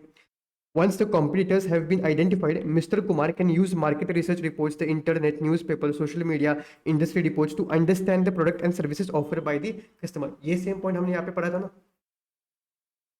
करी competitors product service via various sources और फिर उनका नाम लिखा था, तो वही आपको यहाँ पे केस अप्लाइड वे में लिखनी है। This will help him comprehend how they position themselves in different markets and their unique selling propositions. बस धीरे धीरे धीरे आप बिल्ड करते आ जाएंगे आपको, ठीक है।